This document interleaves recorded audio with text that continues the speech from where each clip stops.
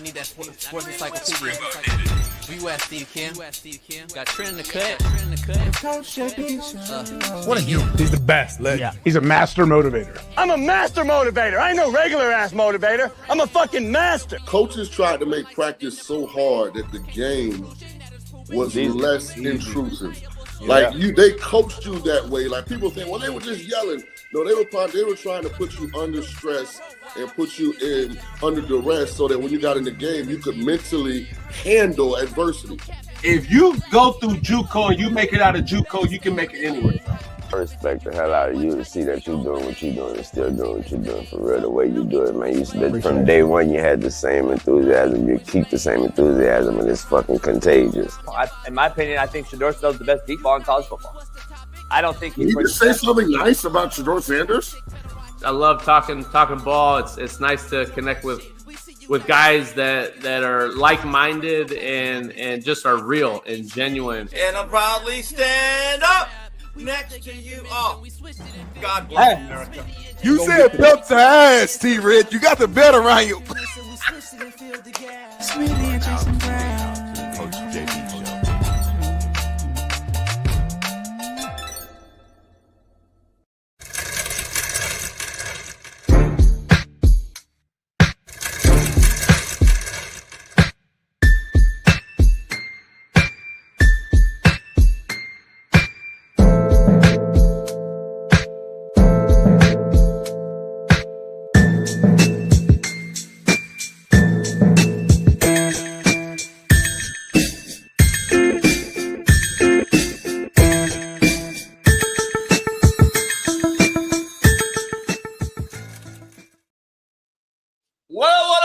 We're in the building. It is Merciless Monday.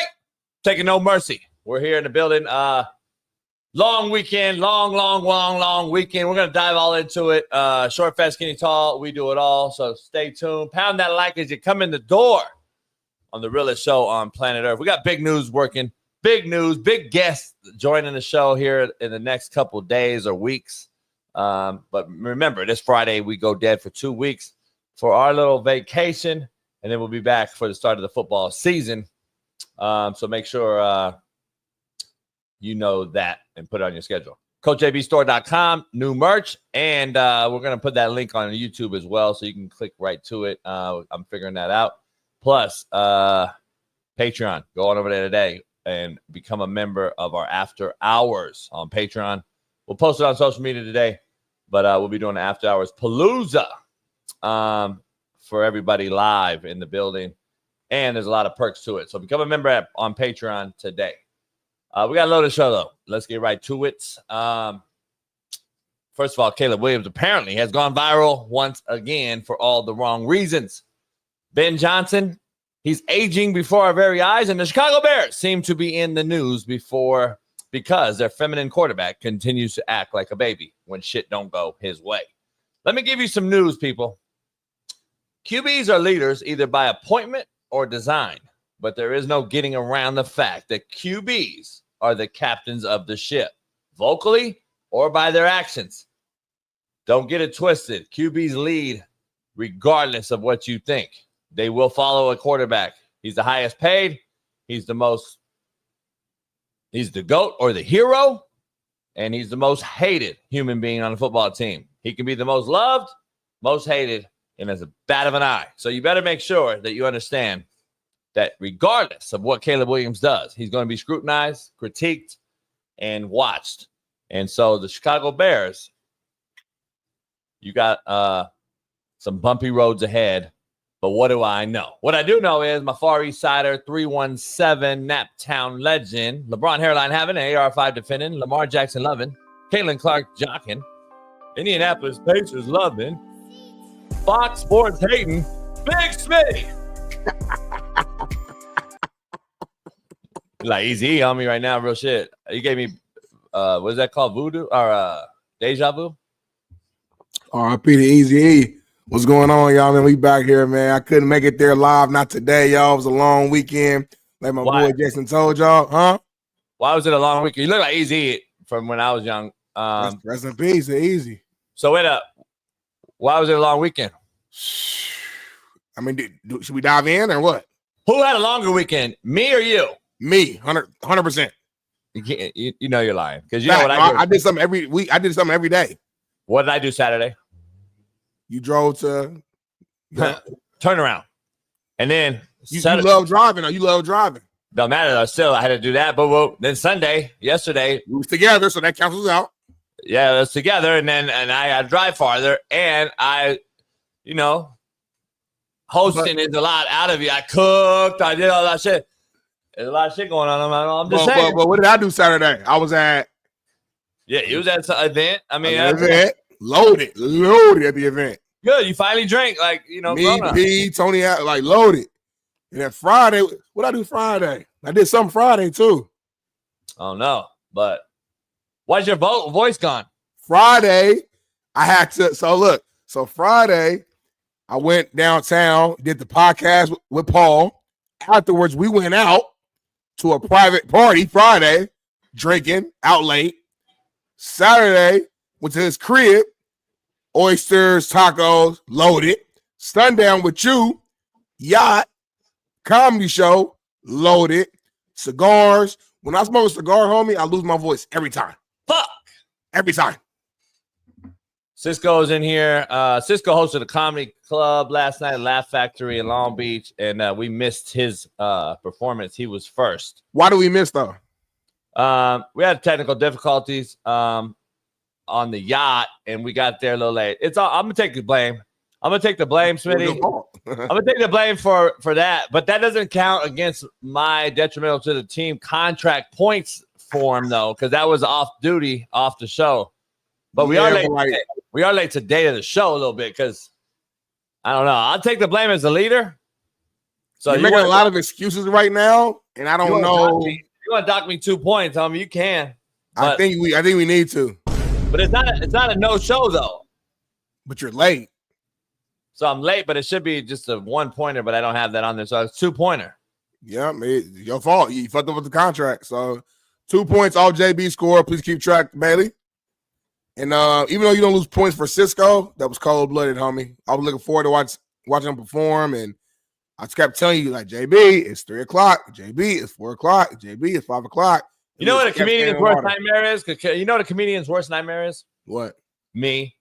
Because, they didn't want to fuck with that smoke. The old girl, your homegirl that you liked and all that, she didn't want to. She got away quick. But before you got in there, she got quite quick when she said that it looked like you motherfuckers coming straight off a boat. Springs. Yeah. She said, it looks like you guys coming straight off a boat. I am. I said, I am. And it looked like nobody here watching you. She did not hear that, though. She did hear that. And she got quiet to the motherfucker. Shit, there was 13 people in that motherfucker. Stop. Fuck with me. Don't fuck with me. I'm not the one, girl. And then she said, what was I? The coke. I was distributing the motherfucker. She said our whole group looked like we got done sniffing at least one line, and you was the head honcho. Well, the other ones that weren't with us were the ones that were probably doing that contrary to belief. Right. So glad we dumped them. And then we had a better evening. I don't know who. Some other ones. I don't know who they were. But I don't know who. I'm very disappointed in just the situation. I'll say that. Yeah. And I'm upset about the situation because I'm in some pictures and videos that I don't want to be a part of, and it's gonna look like I was hanging with certain situations that I wasn't part of. So I'm just keep it at that. Yeah. I'll tell everybody. Fuck it. I'll tell everybody because there was a female friend that what is it called? A associate. Yeah, what's it called? Like a friend of mine, my homeboy I grew up with, knows certain broads, and then he flaked. Don't show. Then the broad show, and then the other broad that we knew don't show. So now we got 2 broads that we really don't know. And one of them is possibly, I'm not going to lie, because I feel like Smitty right now. I feel like I need to take a fucking deep dive into a goddamn Listerine lake. Like if there was a lake with Listerine in it, I need to dive in it to cleanse myself because this bitch looked like she looked like fucking hammered dog shit. And I don't know how to say it nicer than that. I'm just going to be honest. And she just kind of infected the boat. So I have to apologize to Smitty live. And I don't apologize but I want to apologize live. Thank you. Smitty because it was on me and because I'm the leader. And even though I didn't invite her, she was the worst possible looking human I've ever seen in my motherfucking life. Reuben she's laughing. definitely the worst I've ever seen personally. I'm younger than you, so I haven't lived as much life.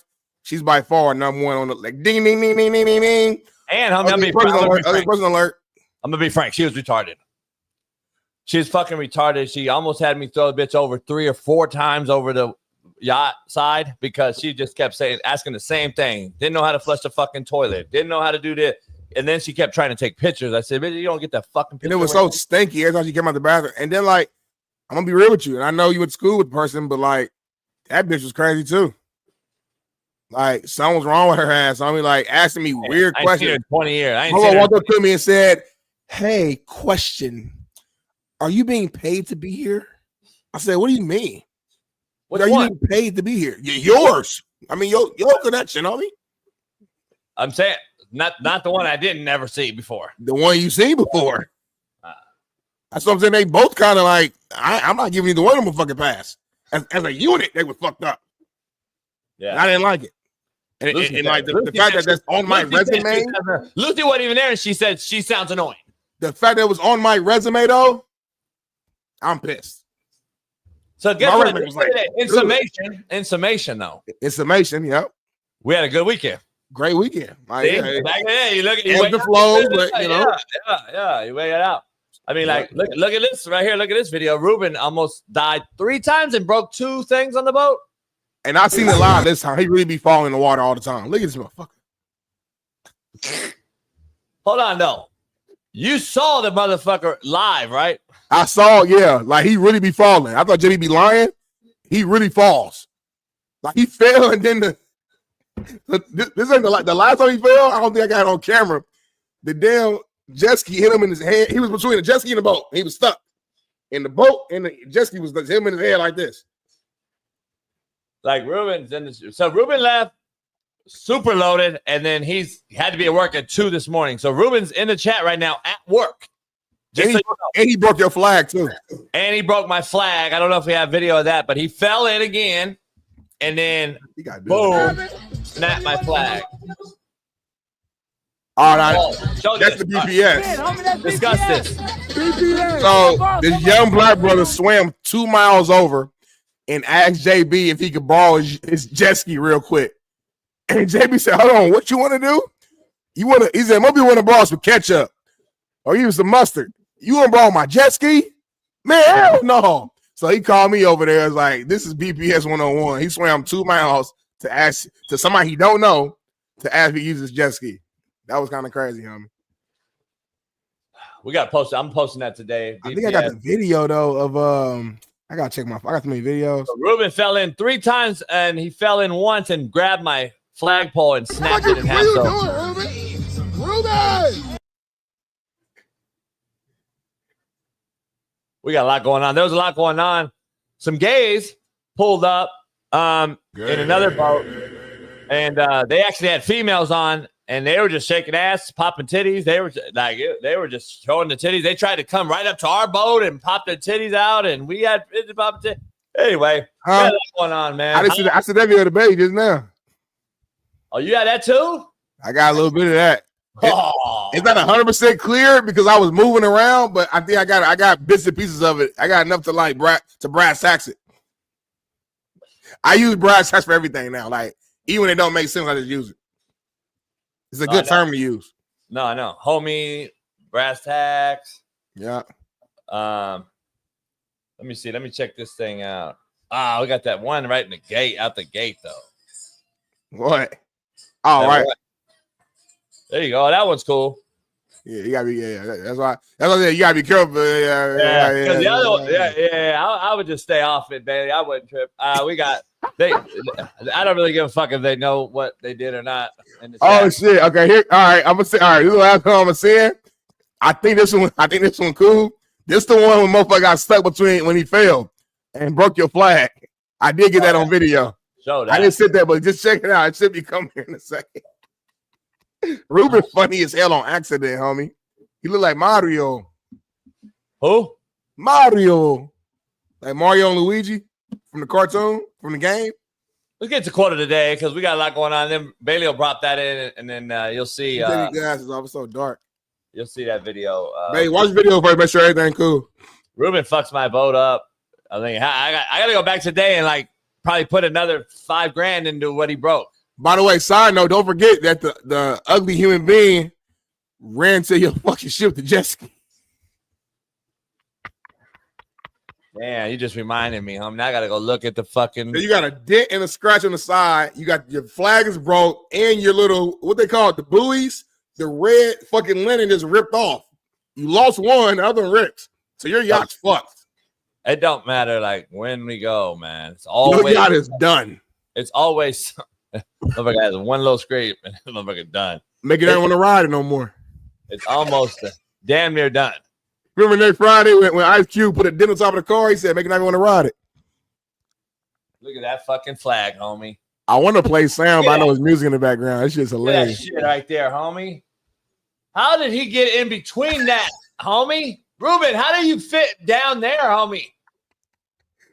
Oh, my God. Hold on. Let me rewind it. What's that shadow underneath him?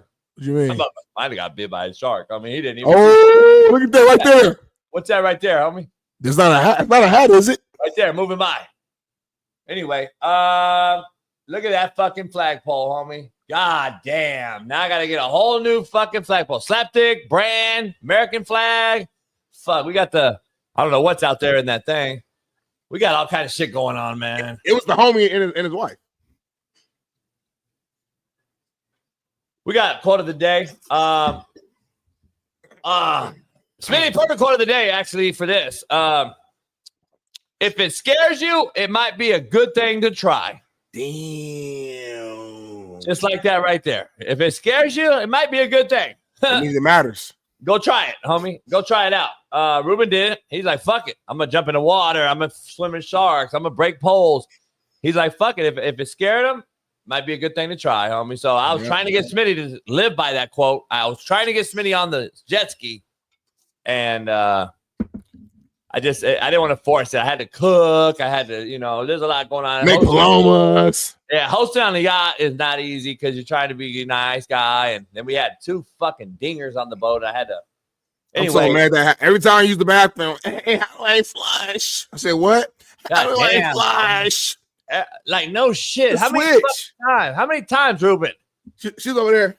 I'm like, what? I said, huh? The flush won't work. Hit the switch that said flush. Like, what the fuck, bro? Like that. Bitch said she was a professional jet skier. The bitch didn't know how to start it. She didn't know I'm like, oh shit, this bitch a liar. He came to me. She said, "Did you record it?" I said, "What? Did you record me?" I said, "No, I asked you." Bitch, I don't give a fuck. My phone will burn. All right, then he's really mad. Like he's associated at all with that day. I'm hot. Like that's crazy. Like I took a selfie with him too. Just being nice. I'm pissed. Another perfect thing for what you're pissed about, contrary to belief. Stop being so fucking forgiving. People know exactly what the fuck they are doing, contrary to belief. All right. That's real. That's real talk. Stop being so fucking forgiving, Smitty. I love your optimistic sentence and all that, but damn, homie, they know what the fuck they're doing. These motherfuckers know what they're doing. That retarded bitch that looked like fucking, chipmunks, she knew what the fuck she was doing, homie. Like, stop being so forgiving, man. So if she was out there on her own, she couldn't flush the toilet? She would figure it out, wouldn't she? That's what I'm saying, man. These bro, you got God damn. Homie. She likes some shit off of like Land Before Time or some shit. Like she's like some shit off of trying to think like Ice Age or some shit. I don't know, man. We got everybody caught up though. It's football time. Football's in the air. Keith, I find them where you don't find them, motherfucker. You find boys. Listen, man. Pimps fuck up. We got people. Scenarios happen and motherfuckers flaked and didn't show up, and then what am I supposed to do? Tell the brothers? Should have. Yeah. Finish your sentence, homie. The JB I know would be like, we're at capacity.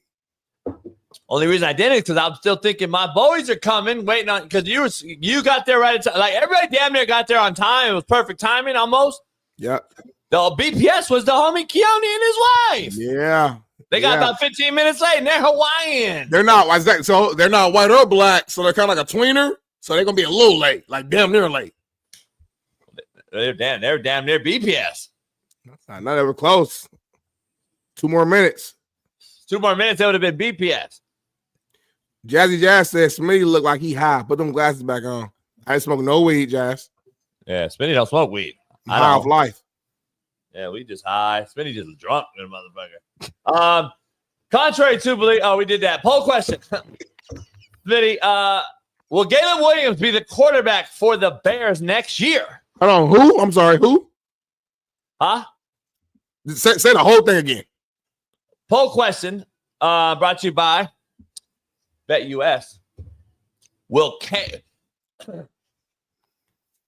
Galen Williams be the quarterback for the Bears next year?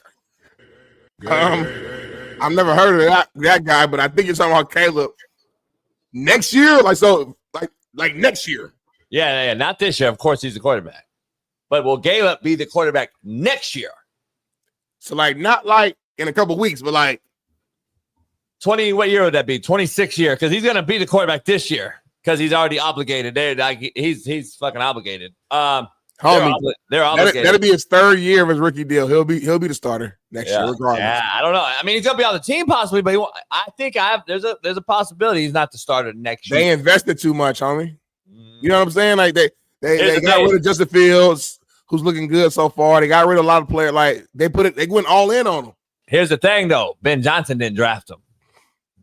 Now remember, if Ben Johnson wins, let's just say 8 games, and this cat don't perform well, they're going to say, we believe in Ben. Because you think they're going to give this cat a big ass deal if he fucking continues to be mid? No, they won't. Under an OC that's known to be like a Ben Johnson, who's going to get the team going, and they see the trajectory is going like this, and they're like, this is not Ben Johnson's guy. I'm just telling you, it's not his guy, homie. And sometimes when you inherit a bad situation, they'll let the head coach get rid of that situation. Next year, I could see him being there, and it'd be one of those disgruntled AR5 situations where he's still competing for the spot, but it's up in question because they drafted Arch Manning. I don't know. I'm just throwing shit out there. I'm just saying, don't be surprised, homie. And the ball right there with the nails painted on the ball, it screams Caleb. And that's I can't get over the ball. My fingers, nails painted on the ball, homie. That's just personal thing. No, it is what it is. I'm not going to get into the gayness. But now we're there now. So, if you took this picture and you cropped it and zoomed in only on the football and the hands area and you didn't know who it was, who would you think it was? I would think it's a women's league. I would think it was a women's league, right? That you defend a lot on here, like a girls' flag league or something, because there's not in pads, right? So it looks like, okay, they're in a little flag league or whatever. I don't know, Smitty. But there's a video that surfaced out there that I didn't get to see because we were doing a lot of shit this weekend, but I'm trying to figure out, can you break down what he did? And he went viral for seemingly the wrong reasons. It was a QB drill that you probably know more than me, where they're throwing the ball into the net. And I don't know if he was high or drunk, but he threw it everywhere but the net. And he's like right in front of it. Rewinded it again when he turned around.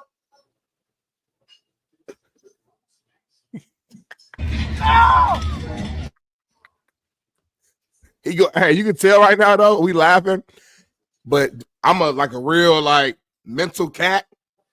He's going through some real shit at home right now. He got some real shit going at home right now. I don't know if it's his family, his girl, if he ran out of nail polish. I don't know what it is, but he's going through some real shit at home right now, and we should pray for him right now. God, thank you for keeping us safe throughout this weekend. Thank you for allowing us to make it back home. Lord God, thank you for allowing us to have this platform and this show to do what we do.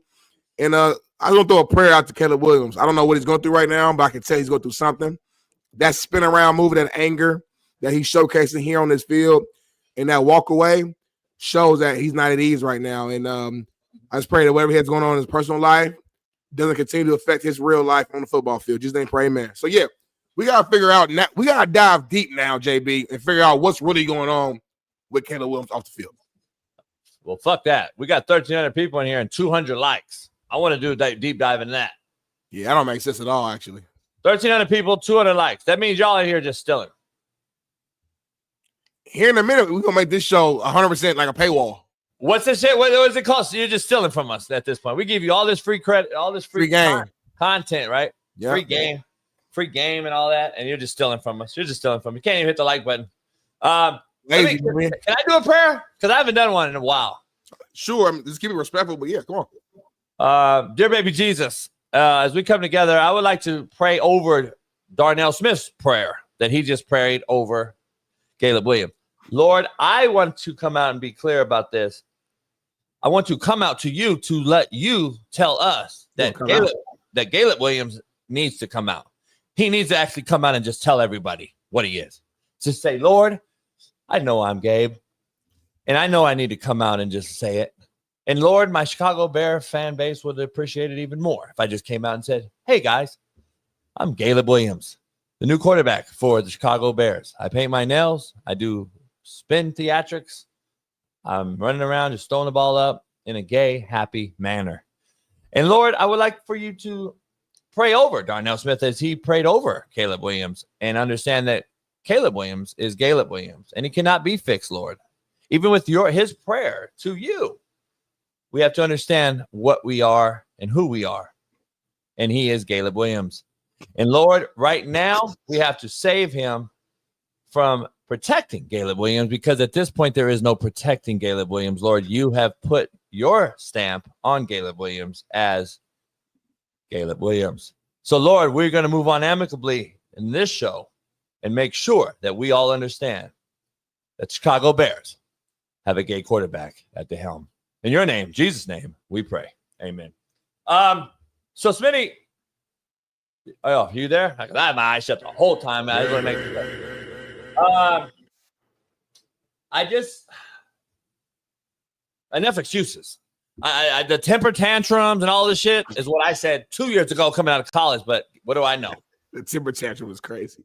The temper tantrums, and then I'm watching the film that Bailey's running during your prayer. And the film is fucking horrific. Like, this is shit right here that Ben Johnson's, that's why he's aged 7 years. Like, right there, clean pocket, go! Nah, see? Like, he don't know what he's looking at, homie. I'm be honest. I'm looking at him. He's looking at the line of scrimmage. He's not looking at the coverage. Like, this shit right here. Now, we can talk about the O-line, all that bullshit. When are you going to – he got sacked 68 times last year, led the league. I'm going to say fucking half of them are on him. Quarterbacks make O-line better. O-line don't make quarterbacks better. Never has happened in the history of football. Quarterbacks make O-lines better. Period. And I'm just telling you, what do I know? You cannot be in the men's locker room with your nails painted, flowers in your ear, dresses on, and expect them to buy in and run into a wall for you. Do you really think that O-line is like, hell yeah, motherfucker, let's get this motherfucker popping? Like, I'm going to protect the shit out your motherfucking little sweet little pretty ass. Oh, shit. Hell no. They think that motherfucker looks like Prince, homie. They think that motherfucker's Prince was a bad boy, though, like within his craft. Yeah, but like Jamie Foxx said on his stand-up, homie, back in the day, homie, like, I fuck shit out Prince. Like, that's what motherfucker, you know what I'm saying? I think motherfuckers is looking at Caleb Williams like, little motherfucker, boy, I fuck shit out your little motherfucking ass. Like, I'm not gay, but I fuck shit out your pretty little ass. Like, you know what I'm saying? Like, the left tackle just. I don't know. Smitty, like, that motherfucker looking at that motherfucker like, you little pretty motherfucker. I'll fuck shit out your motherfucking little pretty ass. I think that's what they look at him now as, homie.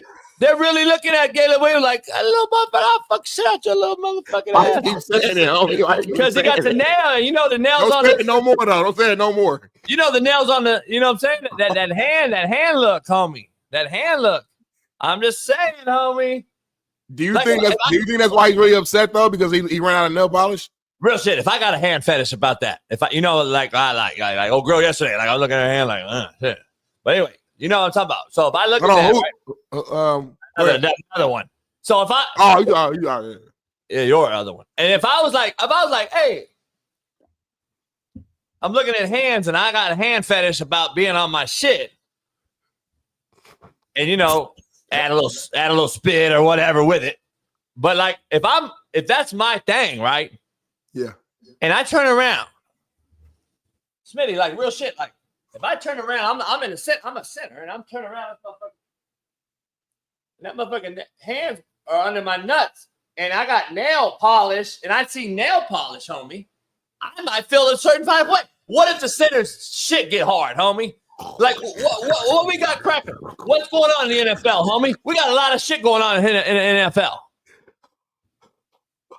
Fuck, homie. What we got? What we doing? And then motherfucking now the center sees some nails on his nuts. Like real shit. Homie, stop. I think cats in the locker room like, I'll fuck shit up this little motherfucker. And I'm just telling you, homie, you cannot want to fuck the shit out of the quarterback and have a good season. Stop saying that, Jason. You said it 15 times. Kevin the Trigger's probably counting right now. God damn, homie. I'm just saying, you can't want to fuck the quarterback and on the team. It don't make no sense. Somebody told me to turn my camera off. I'm damn near about to do it. This motherfucker's insane, homie. This motherfucker got up and showcased what he was talking about. He said, "What the center get hard?" What the fuck? I'm just saying, if you got a fetish about nails, is what I'm saying. But the center better not get hard. But in a room of men. No, the quarterback shouldn't have nails on it around a room of men. That's the fucking first problem. So you blaming the quarterback in that situation, not the motherfucker that got a fucking hard on from another dude. You blaming the quarterback for putting him in that position. Yeah, the same with the fucking dude for the 76ers. The same with the motherfucking Bama wideout. The same with these motherfucking weirdos, homie. I blame Caleb Williams for all of this shit. By the way, because they saw him do it and fucking did it, didn't they? Shit. Anyway, poll question though: will Caleb be the quarterback for the Bears next year? I don't know if you answered it. I said, I'm gonna say yeah. They ain't got no choice. They have nobody else. The Bears are going to be too good to get like a top pick this year, but not good enough to like make real noise like Super Bowl or like NFC Championship or whatever. So they're kind of in that weird spot, which is very unfortunate for him. So Caleb, just like I said, I think Caleb is going to actually have a decent year. I'm not going to lie though, I'm nervous as shit because all these clips I'm seeing, he looks bad. But again, I try not to like react too much because we all played ball, and you can make a whole like mixtape of all my bad plays and make me horrible. A great point. I'm gonna be real. I'm tired of seeing Shedeur Sanders 9 for 9 in practice stats. No picks either. Don't show me another fucking stat line for practice. This has become a new trend. Stop showing me practice stats. You fucking morons have no clue what a practice stat even entails. Coaches are not fucking looking at their stats at practice. They're grading the film. And guess what? I'm grading the run game harder than I am the pass game when I'm grading the QBs from practice to practice. He may have 6 negatives and be 9 for 9. And I might have him on 6 negatives. He didn't boot out after the handoff. He didn't fucking arm fake the RPO. He didn't fucking protect the football. He didn't have the right snap count. He didn't check the fucking run play. So wait, we might have busted the run and scored in the scrimmage, but he ran it the wrong way. Or on the flip side, maybe he didn't bust it, and maybe he's graded out great, and he's 6 for 6. Possibly. Yeah, possibly not. But yeah. So like, damn near it doesn't work that way. But yeah. So like, I'm looking at it like, yeah, that's how I grade you. So he's like, so guess what, Smitty? You know how it is. Damn, Coach, I got a D to practice today. I got a 60%. Yeah. You checked it the wrong way. You didn't check this play. You fucking didn't slide the protection over here. You would have got your ass lit up in the game, but your ass thinks you scored. You threw the fucking quick route and got away with it. Nah, motherfucker, we supposed to full slide that shit. All the little shit that these cats do get away with at practice. They think they went 6 for 6 like ESPN, and they show the stat line, and everybody's like, yeah, my new fantasy draft, guys. Caleb Williams. Shut the fuck up, man. This motherfucker looks horrific. He looks fucking horrific. And I'm just telling you, there's a reason why he got sacked 68 times. I don't give a fuck about 4,000 yards and all that bullshit. Anyway, what do I know? Well, moving on amicably. Gilly. Before you get into this question, I reached out to Johnny Manziel and didn't get to hear back from him. I've hung out with him a few times. Pat knows him well. Lives up there in Scottsdale. We're going to try to get him on this week, but go ahead. All right. So Gilly, as we know, he responded to Cam Newton at his, I believe, birthday party over the weekend. And there's a video. Check it out. Cam ain't never had one of these. I go back. I'm embarrassed, homie. We got to stop with these nobodies. Like, only in America can this motherfucker who never busted a grape in a fruit fight hold the trophy and act as if he won it. Well, Dom from the Eagles came by, brought him the trophy. People from the Eagles came by. He's a big supporter of the team. He's from Philly. He's an ambassador for the city, the way you are for Compton. So they show love to him. Not the point, though. We get It'd be like Sean McVay handing you the Rams trophy if they win this year. Which could happen. I wouldn't take it. Number one, I wouldn't. That's not me. I mean, that's a cringe vibe to me. I didn't take a picture with the trophy if Sean McVay said, "Here, take a picture with it." No, it's not my get out. I didn't earn that. Disrespect. No, it's not. I wouldn't even be in the room, homie. I'm the guy that steps out of the camera shot when it's their time to shine. Just so, contrary to belief, I'm that guy. I get out of the way. I don't want to be in your fucking. I'm the same way. But if they say, "Hey, Jason, come your part is come here," then you got to do out of respect. By the way, this guy is not an ambassador for shit, and he gives me cringe vibes. He's an embarrassment to hold that trophy. He didn't have nothing to do with that fucking trophy. He has nothing to do with the trophy. And he has nothing to do with the organization winning. Doesn't have nothing to do with them losing. And he's making Cam Newton's point live time, real time right here. He's making his point. You're a fucking mascot. You're the mascot. You're making his point, homie. Smitty just said you're an ambassador for the city. You're a big fan. He's a fucking mascot. You made Cam Newton's point. Cam Newton cooked you even more by you talking. Damn, that's a bar. I'm just saying, by the way, he didn't have to do shit. You cooked yourself to Cam Newton's point earlier in the day because you're nobody. Like, you're a fucking mascot, homie. And it's an embarrassment that these motherfuckers really think they could play and do what a guy like Cam Newton did. Like, this shit's embarrassing, homie. So, Smitty, to our point of this show, I don't know what's going on with him and Johnny Manziel. You're going to have to hit me and abreast me to that. So that's the next step there. Johnny Manziel saw this video, retweeted it, and just basically said, "Hey, yo, Gilly, you may be the biggest fucking loser on the planet, talking like you fucking done anything on the football field. If I see you, just know I'm going to slap the fuck out of you. Trust." And then he said, like, I love $1 million worth of game. That's the name of Gilly's and his podcast. I love $1 million worth of game, but that's the corniest shit I've ever seen in my life. Can't wait for this response. Just set up the rough and rowdy, and let's call it a day. Rough and rowdy is what your old boy who's come on our show used to do. I think when he box, go in the ring and celebrity box. And then he said, last thing I see is take Jalen's dick out your mouth for a couple minutes. Pretty sure he's already got a chick. And tagged Gilly. And then Gilly did respond to this. I don't know if we got it in right now, but Gilly did like a whole little like cocaine face. Oh, we got it right here. Come on, Johnny. Out of all the motherfuckers you can fuck with, Johnny, what the fuck would make you stop at me, man? Huh? What would make you stop at that bus stop and fuck with me, Johnny? I know what it was. I know exactly what it was. Ain't no secret. You had. Does he real shit, Smitty? Funny little skit. He's clowning, so I'm just gonna look at it like talking shit.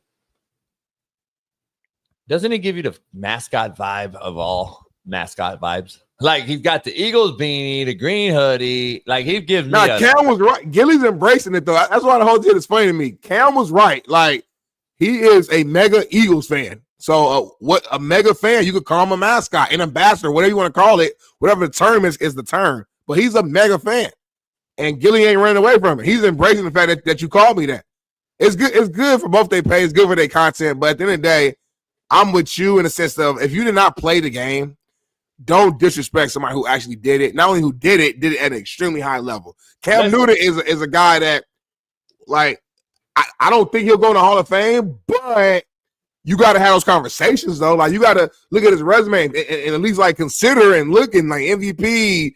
Super Bowl participant, all pro. Like, I don't know. He might get in. I don't know. So what I'm saying is this guy, and just beyond NFL, Cam's one of the greatest cosplayers I've ever seen. He's been great at every level. So it's like, don't disrespect the guy who's been great at something at every level, and you've never even touched the turf. That's the disrespect. Yeah, I think that like, he's only embracing the mascot thing because Cam cooked him and he had to. Yeah. Out of embarrassment. I think he's so embarrassed that he's having to embrace it because now you go one of two ways. You either get quiet and acknowledge you got cooked, or you come out and just accept it and just use it for your lean into it. Right. And that's why I think he's doing it. I think he's embarrassed because he is a mascot and everyone knows he's a fucking absolute nobody. And he continues. These other people keep coming out into our field in the space and act as if it was so easy because they're the ones that are. I always circle back to this, homie. I give no credit to Common, who's one of the greatest lyricists ever. And I like Common's lyric. He always was great. But he came out and tried to diss track Cube back in the late 90s or whatever. And everything he was talking about was the Eminem thing that you said about on 8 Mile. He kind of cooked him beforehand because he used all his shit. He used Fridays and the movies and all the movies he made. I'm like, that ain't shit. You're using the cat's resume against him. Where's your resume? Show me what you've been in. Like, that's the shit that does. I don't give you credit for that. This motherfucker, Ice Cube at the time, was the biggest thing on planet Earth as far as that space. And you try to go at him and clown him over all the accolades that he has. Like, that makes sense. You're right. Like, that's a cop. To me, that's weak. Like, you didn't really do no deep dive, homie. That's easy. Let's talk about what he did on fucking every movie he made and made hundreds of millions of dollars and shit. Like, that is weak. That's what this is to me. Like, you're going at a guy that in the field that played it as if you could play it. Like, you couldn't play fucking football, homie. You were a D3 basketball player, homie. That's my biggest thing. It's like, if you want to talk sports, all right, talk basketball, because at least you got a little basketball background. Or talk hip-hop. That's literally why people know you. It's like from being like hip, like that's your foundation. But don't talk football because you didn't play it. Like, again, I didn't play in the league, but I played football at a high level. You actually played professionally, so we can talk about it. We got peers and friends and people who play it, so we can talk about it. Do you like Johnny Manziel for coming out and defending a fellow player? Because we can all say what we want about Johnny and all that shit. I actually like this particular. I'm glad he came out and was like defending a player, regardless of who it was. The only thing, my only knock though, it's like two sides of it. So like on one side, I'm with you. It's like he's a fellow Heisman. They stick together. You support your sport, support your Heisman. Boom. I bet. On the flip side, though, as we read through the tweets, he's talking about trying to get in a boxing match. He's talking about, I'm going to slap you. I'm talking about. So now I'm kind of questioning. I'm like, damn, is Johnny trying to like use this as an opportunity though for him to like make some money too though, and like use it as like a clout thing? That's the thing that makes me a little bit, because like if it was just the initial tweet and that was it, cool. But then going into like let's set up the rough and rowdy and call it a day, and it started to come off a little bit less authentic the more I read, if I'm being honest with you. Is it you feel me a little bit where I'm coming from? Yeah, but I'm not. But is there some deeper dive that we don't know though? That's the only question I would have. Do they have a run in? Do they have something going on? Because why would you go straight to that after the Cam Newton thing? That's what I'm saying. I don't know. I mean, based upon I'm telling me though, there's something else out there. But listening to Gilly's like response to that, he made it seem like they don't really know each other like that. Like it didn't sound like there's some like previous beef. But I'm with you. It's like Johnny immediately went to I will slap the fuck out of you. So I'm like, damn, like that's a like you, as a man, you don't just say that unless you really mean that shit. Like he basically said like it's on sight when I see you, and it's like damn, like is Johnny and Cam like this? To my knowledge, they're not like best friends or nothing like that. So I'm like, why are you going? Like I get defending your fellow Heisman, but at the same time, like you're going like the extra mile for Cam. So it's like, it just makes me question the authenticity of it. The more I read along with it, that's my main issue. I think there's something deeper dive into this. Okay. And it's not just these particular people we're talking about. It's not Johnny. It's not Cam. It's not Gilly. It's the entire era we're in.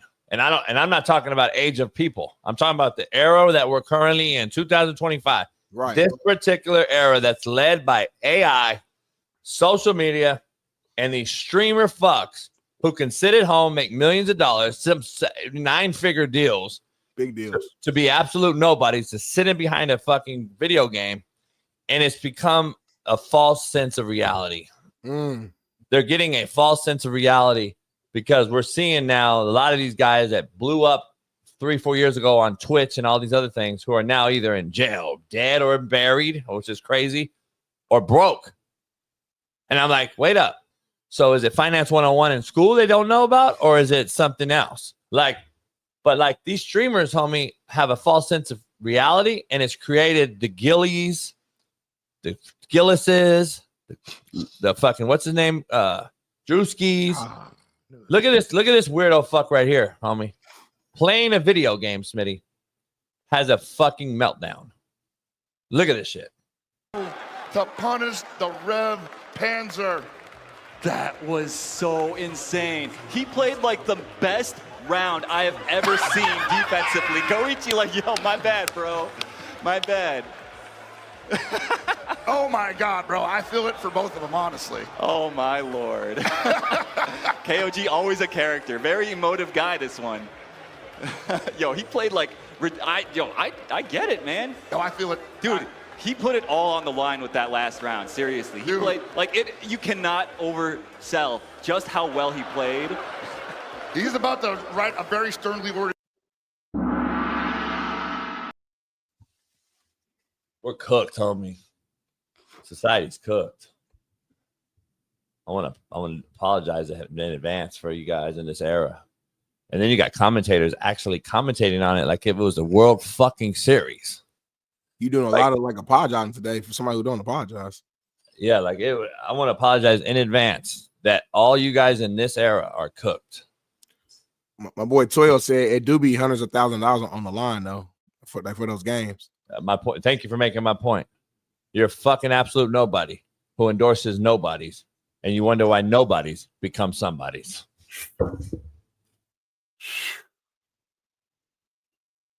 I gotta move on now. That was too deep. I can't even respond to that. I don't even know what they said. I said. I don't know. He's a lot of nobodies and somebodies, homie. If you want to see what he said, go back and watch it again. I couldn't repeat it if I had to. It's impossible. Like, it no matter how much money was online right now for you to say it again, you couldn't say it again. Like, life went online, gun in your head, you could not repeat what you said. So you had to be there. That's what happens, though. That's when you do that, the crow and the eagle. When you don't read from a script, you just say it. And back in the days, like when I grew up, we didn't have all these cameras and stuff. So like you had to be present. You had to just be there and live it, and just that's what it was, homie. So Lewis, it don't matter if there's $1 million on the line. It's gay. The whole setup. This motherfucker lost his mind over a fucking video game, homie. And you guys look at this motherfucker like he's the motherfucker that's gonna push the button to go to war. Like this motherfucker's on the front line killing motherfucker. Like, dog, stop. Anyway, we got a lot going on, Smitty. Last time before we go to our break and we have our special guest come on.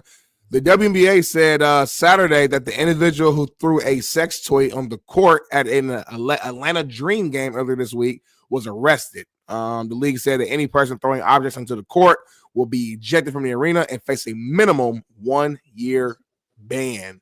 So, yeah, it happened again, man. Another green sex toy got thrown into the court during the game. I'm not sure where everybody's getting these green sex toys from, but for some reason it's an epidemic right now of sex toys during the WNBA. So Diddy had the baby oil, and for whatever reason, WNBA fans have the green dildos. So what say you, JB, about the man or whoever getting arrested for throwing a toy out there? Huh? Who is this?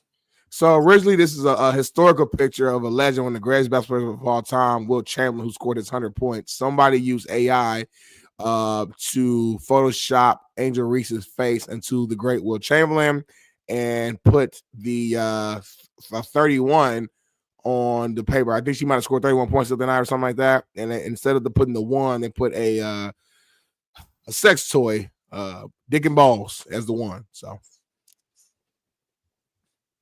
For all the audio listeners, Smitty broke that down for you guys. So you have to go watch the show to make sure you see what he's referring to. Very disrespectful, by the way. Angel, I am not a part of this, and I don't agree with it. Go ahead, Jason.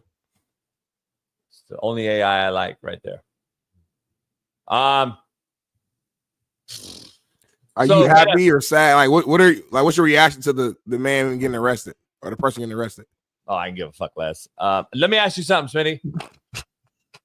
Is this guy, has he literally been caught as the only guy? Is he the guy doing it all over the league, just going around throwing that shit, or what's going on? That's a great question. I have no idea. I just read what I didn't have no time to prep last night. We were drinking and drunk and smoking and all stuff, so I didn't prep at all. I have no idea. So I didn't know if you were like I didn't know if you said he got arrested because he got caught several times or something. There got to be cameras on this, whoever's throwing it, right? You would think so. Yeah, got it. And you would think somebody in the crowd would snitch too, like a Karen. Somebody be like, "Hey, it was Jason over there, row K, seat 5 and 6, him and his AE." You know what I mean? Yeah. I don't know, man. I got to be honest. What does it mean though? Like, what are they trying to imply? So did they arrest? It was a man they arrested? I don't know if it's a man. Let me see. I don't know. It says the individual who threw a sex toy. They're probably not saying the name because they don't want to make the person famous. You know what I'm saying? Like a lot of times people do crazy shit to get famous. I want to know if it's a female. What would that do for you? It would show me a lot. It would show me like something's going on, like deeper dive than we know. There's a deeper situation. Yeah, we got 1,800 people in here, man. Shout out to y'all. Really? Yeah. We ain't even talking about nothing yet. It shows me that there was a deeper dive. Pause. Okay. Pause. That the women really don't give a fuck about this particular sport. Like I've been saying, but what do I know? Like if they're really chucking these motherfuckers. That's a lazy take. If they're really like, wow. And you know what I'm saying? Like they're doing it to like either attract the female that they want to hit because they're lesbians or whatever, which I love. Then I'm just saying, homie, that's something deeper that we need to have a discussion about. Do you have some of those green?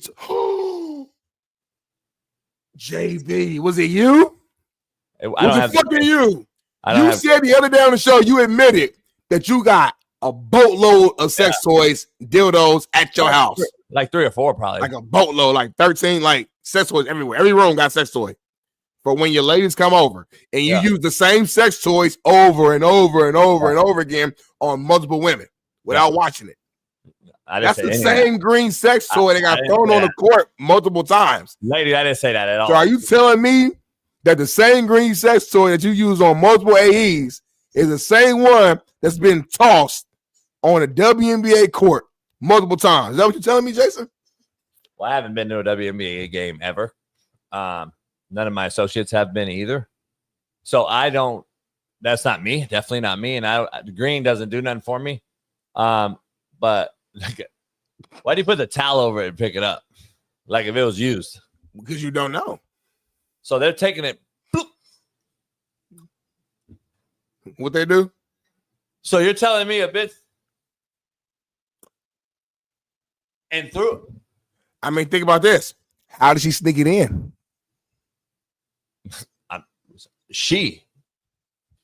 My point again, it's a female. She's fucking like, cover me, baby. But nowadays, though, you don't know. They fuck around and be a dude. So you're telling me this motherfucker is shitty stick? This motherfucker, they're throwing shitty sticks out there, homie? What? Homie. So this bottom line is you're saying summation. In summation, it's either a fucking dirty pussy stick or a shit stick. You know who threw it? A fuck that stick. ugly bitch from yesterday on the yacht. A fuck stick threw a shit stick because he's a shit bird. And that's brass tacks on me for all you slap dicks. And if the girl did it, she's a slap dick. Hey, y'all. Appreciate y'all, man. Hit that like button. We're going to be back in 3 minutes, man, with Samaki Walker. Talk all things Luka, NBA, LeBron, basketball, and more. Hit that like button, man. And we're about to show you the best commercial that we got from all weekend. Let's go.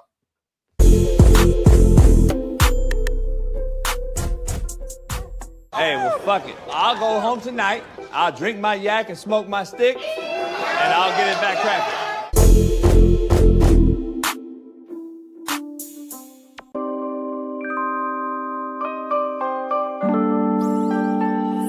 Ladies and gentlemen, joining us now is a man who he spoke to every single NCAA college football 2025 team seemingly on the internet.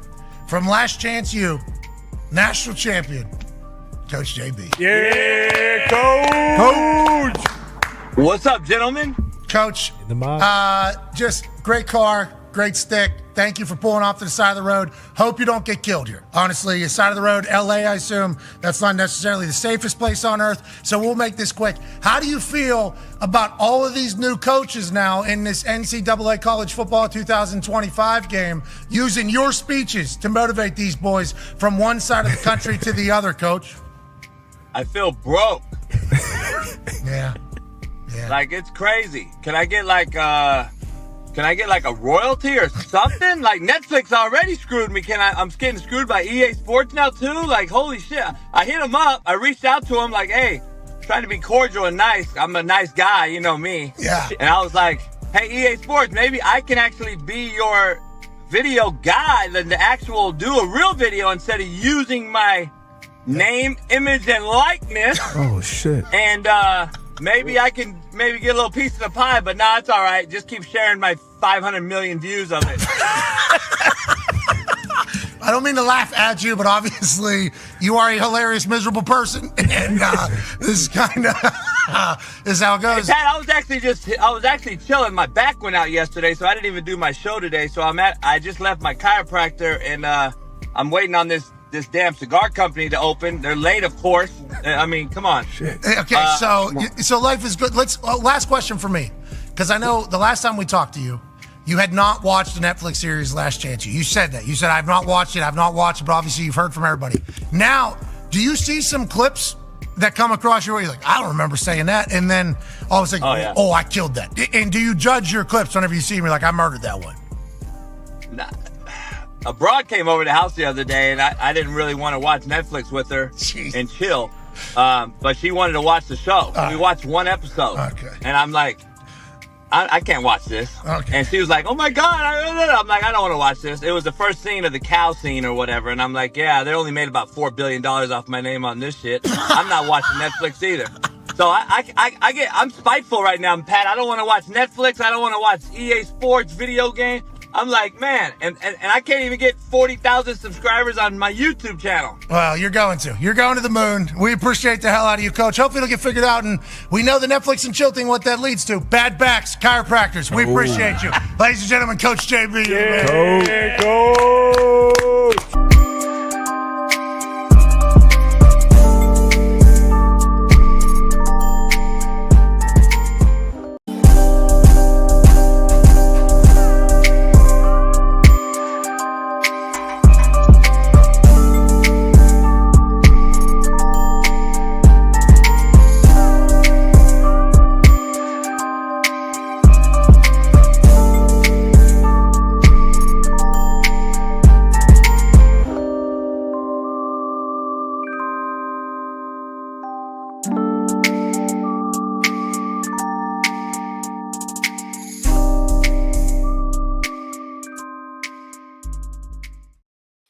Shout out to Don't Kill the Messenger on Twitter.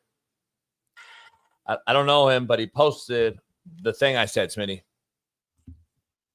You're an absolute nobody endorsing nobodies, wondering how nobodies became somebodies. He said deep, and I retweeted it. Shout out to you for listening to the show and putting it on there, man. We got real fans base. We got real listeners. Shout out to you guys, man. Damn near. What are you doing, homie? I'm trying to recover, homie. I had to eat. I got tea. I got water. I'm an old soul. I'm young in age, but I'm old in spirit. That's why I don't go out a lot, man. I probably won't get on Yacht again for like another couple of weeks or months even. It drained me, homie. Being in that sunlight for hours and Reuben breaking stuff and ugly stuff around me. It drained me, homie. It was a nice day, too. God, beautiful, man. Gorgeous day. Wow. You had the cops bothering us 24/7, the lifeguards, like people flashing titty. It was a lot going on, homie. They said if you smoke weed, it clear everything up. Really? That's what they said, but I think I call it cap. How about if I take like an edible, like a 5 milligram, like something real light? You don't mask drugs by using other drugs. I mean, the drug you say you do. That's the big farm ruining your brain cells they're lying to you. They're trying to get you to take one medication for another one. You don't swap out medications, homie. How do you know so much? Because pharmaceuticals is the biggest business in the world that other than oil, and they fucking are scam artists. You don't become who you are without scamming somebody at some point. I'm gonna be honest. Like, that's why I do organic followers, organic following. I don't buy followers or whatever the fuck these weirdos do.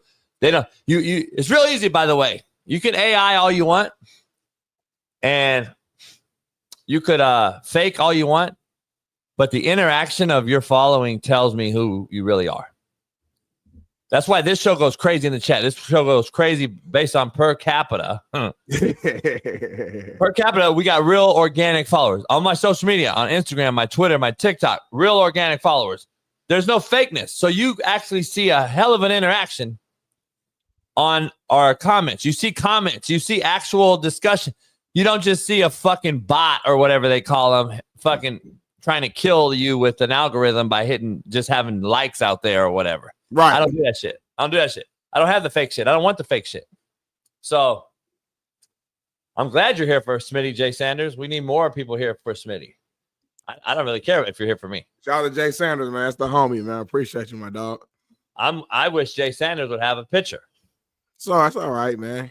He's working towards it. He's working towards it. He's optimistic. He's not working towards it. He wants to be an absolutely fucking coward. No, chill out. Jay Sanders is an older guy who don't know how to use technology fully. He's trying to learn how to do it. Relax. Oh, my neck stiff is porn dick. Man. Anyway. I love we just sit there and we don't say shit for 3 seconds. That should be funny as hell. But we do got Samaki Walker. He's about to join us now, man. Give him a couple minutes here, but we're gonna just keep things rolling, keep things flowing. Can you give me an update on what's going on with Dez Bryant and Nicki Minaj? I don't know anything about it. Yeah, I mean, so I don't know the full background, but I know Nicki Minaj has been having like beef with the Rock Nation, and she's kind of taking some jabs at Jay-Z multiple times over like the last couple years. Yeah, her and Dez Bryant kind of went back and forth on Twitter last night. Dez made some comments towards Jerry Jones. Jerry made a comment about Dez. Dez responded to Jerry Jones, and then Nicki jumped in, and they just been going back and forth, taking personal shots at each other all night long. So she basically was like, "Hey, I give you $10 million if you come up here and fight my man," basically. And he was like, "Hey, had a $10 million in cash, I'll beat his ass right in front of you." So there's a lot of back and forth right now. But like Nicki's main beef, to my understanding, is with Rock Nation, who signed Dez when he played too. So I don't know. I've been trying to like keep my head right, into it and see what's going on. But in summation, it is. We got a deeper dive too. Dez Bryant is now kind of ready to like apparently open up the floodgates on Jerry Jones as well. That's what it sounded like. He was like, "I've kept my mouth shut for all this time, but like I can talk about a lot too, though. Like keep my name out your mouth, Jerry." Basically. Listen, I get that Micah said I want out. Now I want to know how bad is he want out. So if the highest paid non-quarterback money gets thrown at him, does he still want out? Mm-mm. That's what I want to know, because at the same time, I do get the Philadelphia connection, the Penn State deal, all that shit. I get it. But there's no way in hell. If he does do it and literally trades within the division and trades Micah Parsons to the Philadelphia Eagles or the San Francisco 49ers or the fucking Rams or the fucking any other NFC team, any contender, he has lost it. He's lost it. There's just no way that you can continue to go forward as the owner of a franchise. And at some point, you got to step away. But listen, we can say that until we want. He owns the team. It's his fucking baby. So he can do whatever he wants. All I know is you better not trade him to the fucking Philadelphia Eagles. Unless you get a fucking... Now, if you look back at the Mac trade. Thank you. 28 years old. He was 28. I think Mike was 27. A year younger. They got like 2 firsts, a second, a third, a fifth, a fucking like all kind of shit. You would think Micah would get more, but the Eagles, in my opinion, aren't doing that. They're not giving all that up. They're not giving all that up. They don't need to. Right. See, at the time, the Bears and the Chargers or whatever, they those two teams needed that. I don't think the Eagles need that. They're not going to get rid of it. Yeah, Micah's 26. I think Mac at the time was 27, maybe. Yeah, something like that. Yeah. So, you better, if he gets moved, in my opinion, he will be a Raider, a Jaguar, a Colt, a Titan, or a Patriot, in my opinion. That's just me. That's my opinion. That's my gut opinion. Those AFC teams would be the teams that they would trade him to. I don't think he's getting traded. As much as I know it's a good storyline right now because the preseason, Jerry knows what he's doing. He wants us to talk about this. He wants us to talk about the Cowboys, keep them front page. He literally does this like every year with somebody. Every year to some degree. CD Lamb, Dak, Ezekiel Elliott. Are you tired of it? Yeah, I am. But at the same time, though, since you and I, we are in the media, it does give us something to talk about during a time frame when there's not much to talk about. So, yeah, I'm tired of it on one side, but on the other side, I appreciate the fact you give me something to talk about. So, I'm just not taking this, serious at all. I mean, I got to see it to believe it. I do not see them losing one of the top pass rushers in the game over a money dispute. Like they've been negotiating for quite some time. You know what I'm saying? Like Micah and Jerry's met personally. It's been a lot of back and forth for a long time. You don't go through all that to just trade them. So I don't think so. We'll see though. Did you hear about Michelle Obama clowning Stephen A? I saw that. She said if you watch basically First Take or if you watch ESPN for like hours, it's like watching what she say like a reality TV show or something like that. Yeah. I think Stephen A responded. I didn't have a chance to see it. I saw it was a video, but I didn't have a chance to actually watch it though. So we live in a unique space, man. Like you said, now the era we live in now, it's all content. Like to the highest level of people, to the lowest level of people, and everything, everybody in between is all content. And again, we're doing it right now, so I can't really judge them. It's just an interesting space, though. Let's get to 2,000 people on a big Monday before the football season even starts. Let's get to 2,000. We're at 17 something. Let's get 2,000 people on YouTube in here. We got Samaki Walker joining us here in a minute. Share the link with your group chat, y'all, right now. Copy the link, share with your group chat, share with your friends, your homeboys, your homegirls. Let's make it happen because we about to have one of the best interviews you've seen in a long damn time. Samaki's a real one. If you guys had a chance to watch him the first time he joined, and you know what I'm talking about, he holds no punches, and he's going to keep it all the way 1,000. So can't wait to have him join here in a second. Bailey, you said you had a video that I wanted. I don't remember which one I sent you. If you want to just play it. Okay, he said he's joining now. Okay. Well, I'll hold on to it, Bailey. But I don't know what video you're talking about. I be sending a lot of stuff to you, so I be forgetting sometimes. As Samaki's trying to get his camera up. We got some major possible guests joining us this week. I don't know. So Wednesday, we got AJ McCarron joining us, former Bama QB. He'll be joining us. He watches the show daily. Shout out to him, man. Him and T Rich and the old Bama faithful are doing their own show right now. So make sure you go tap into that. Check out AJ and T Rich on their own show. Happy for T Rich doing his thing. And then he'll be on Wednesday, but we got a loaded lineup all week long. Michael Lombardi joins us Wednesday as well. As you know, over there with Bill Belichick at North Carolina. So that'll be a hell of an interview. Why you laugh, homie? Why you laugh? That's my boy. I talk to Mike all the time. Mike's a great dude. I got good friends on the staff there at North Carolina. So shout out to everybody who requested me on Cameo, man. Over 25 requests since yesterday just to do their draft order, and their 24-hour turnaround. So there's a lot.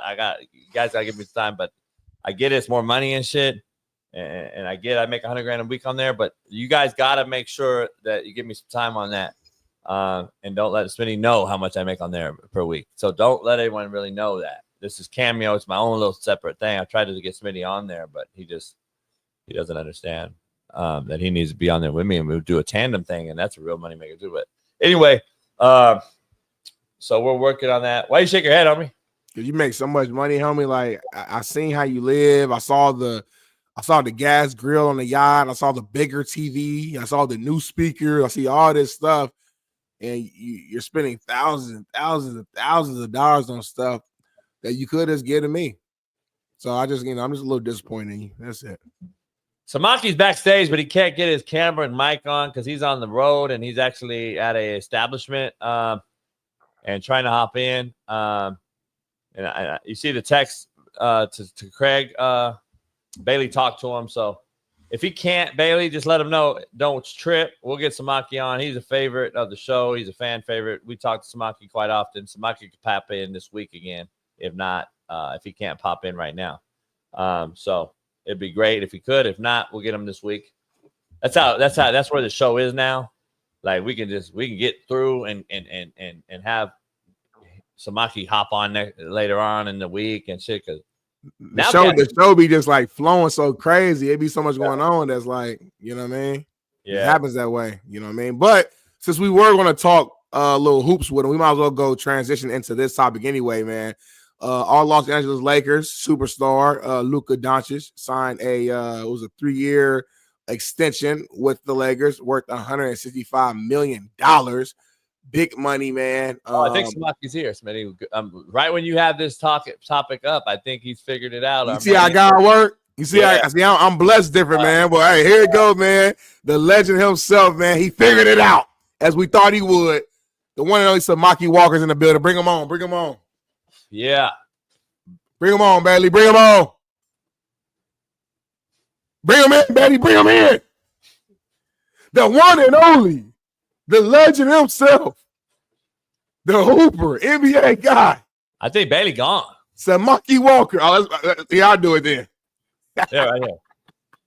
Bring him in, JB. Is something happening? I have no idea what's going on. Samaki, can you hear us? I can hear you loud and clear. It says you're in the show. Everyone can see you and hear you. That's what it says. Okay, hold on. I hear you. Let me see. I don't know what the fuck's. Where's I hear him. I don't see him. There we go. Okay, we have to change the format. There you go. How you doing, brother? Hey, man, God is good. Everything is everything. How about you at? You at little at the you working Marina. out? Come on, man. That's how I start my morning, man. I sit on the patio. I'm at Starbucks.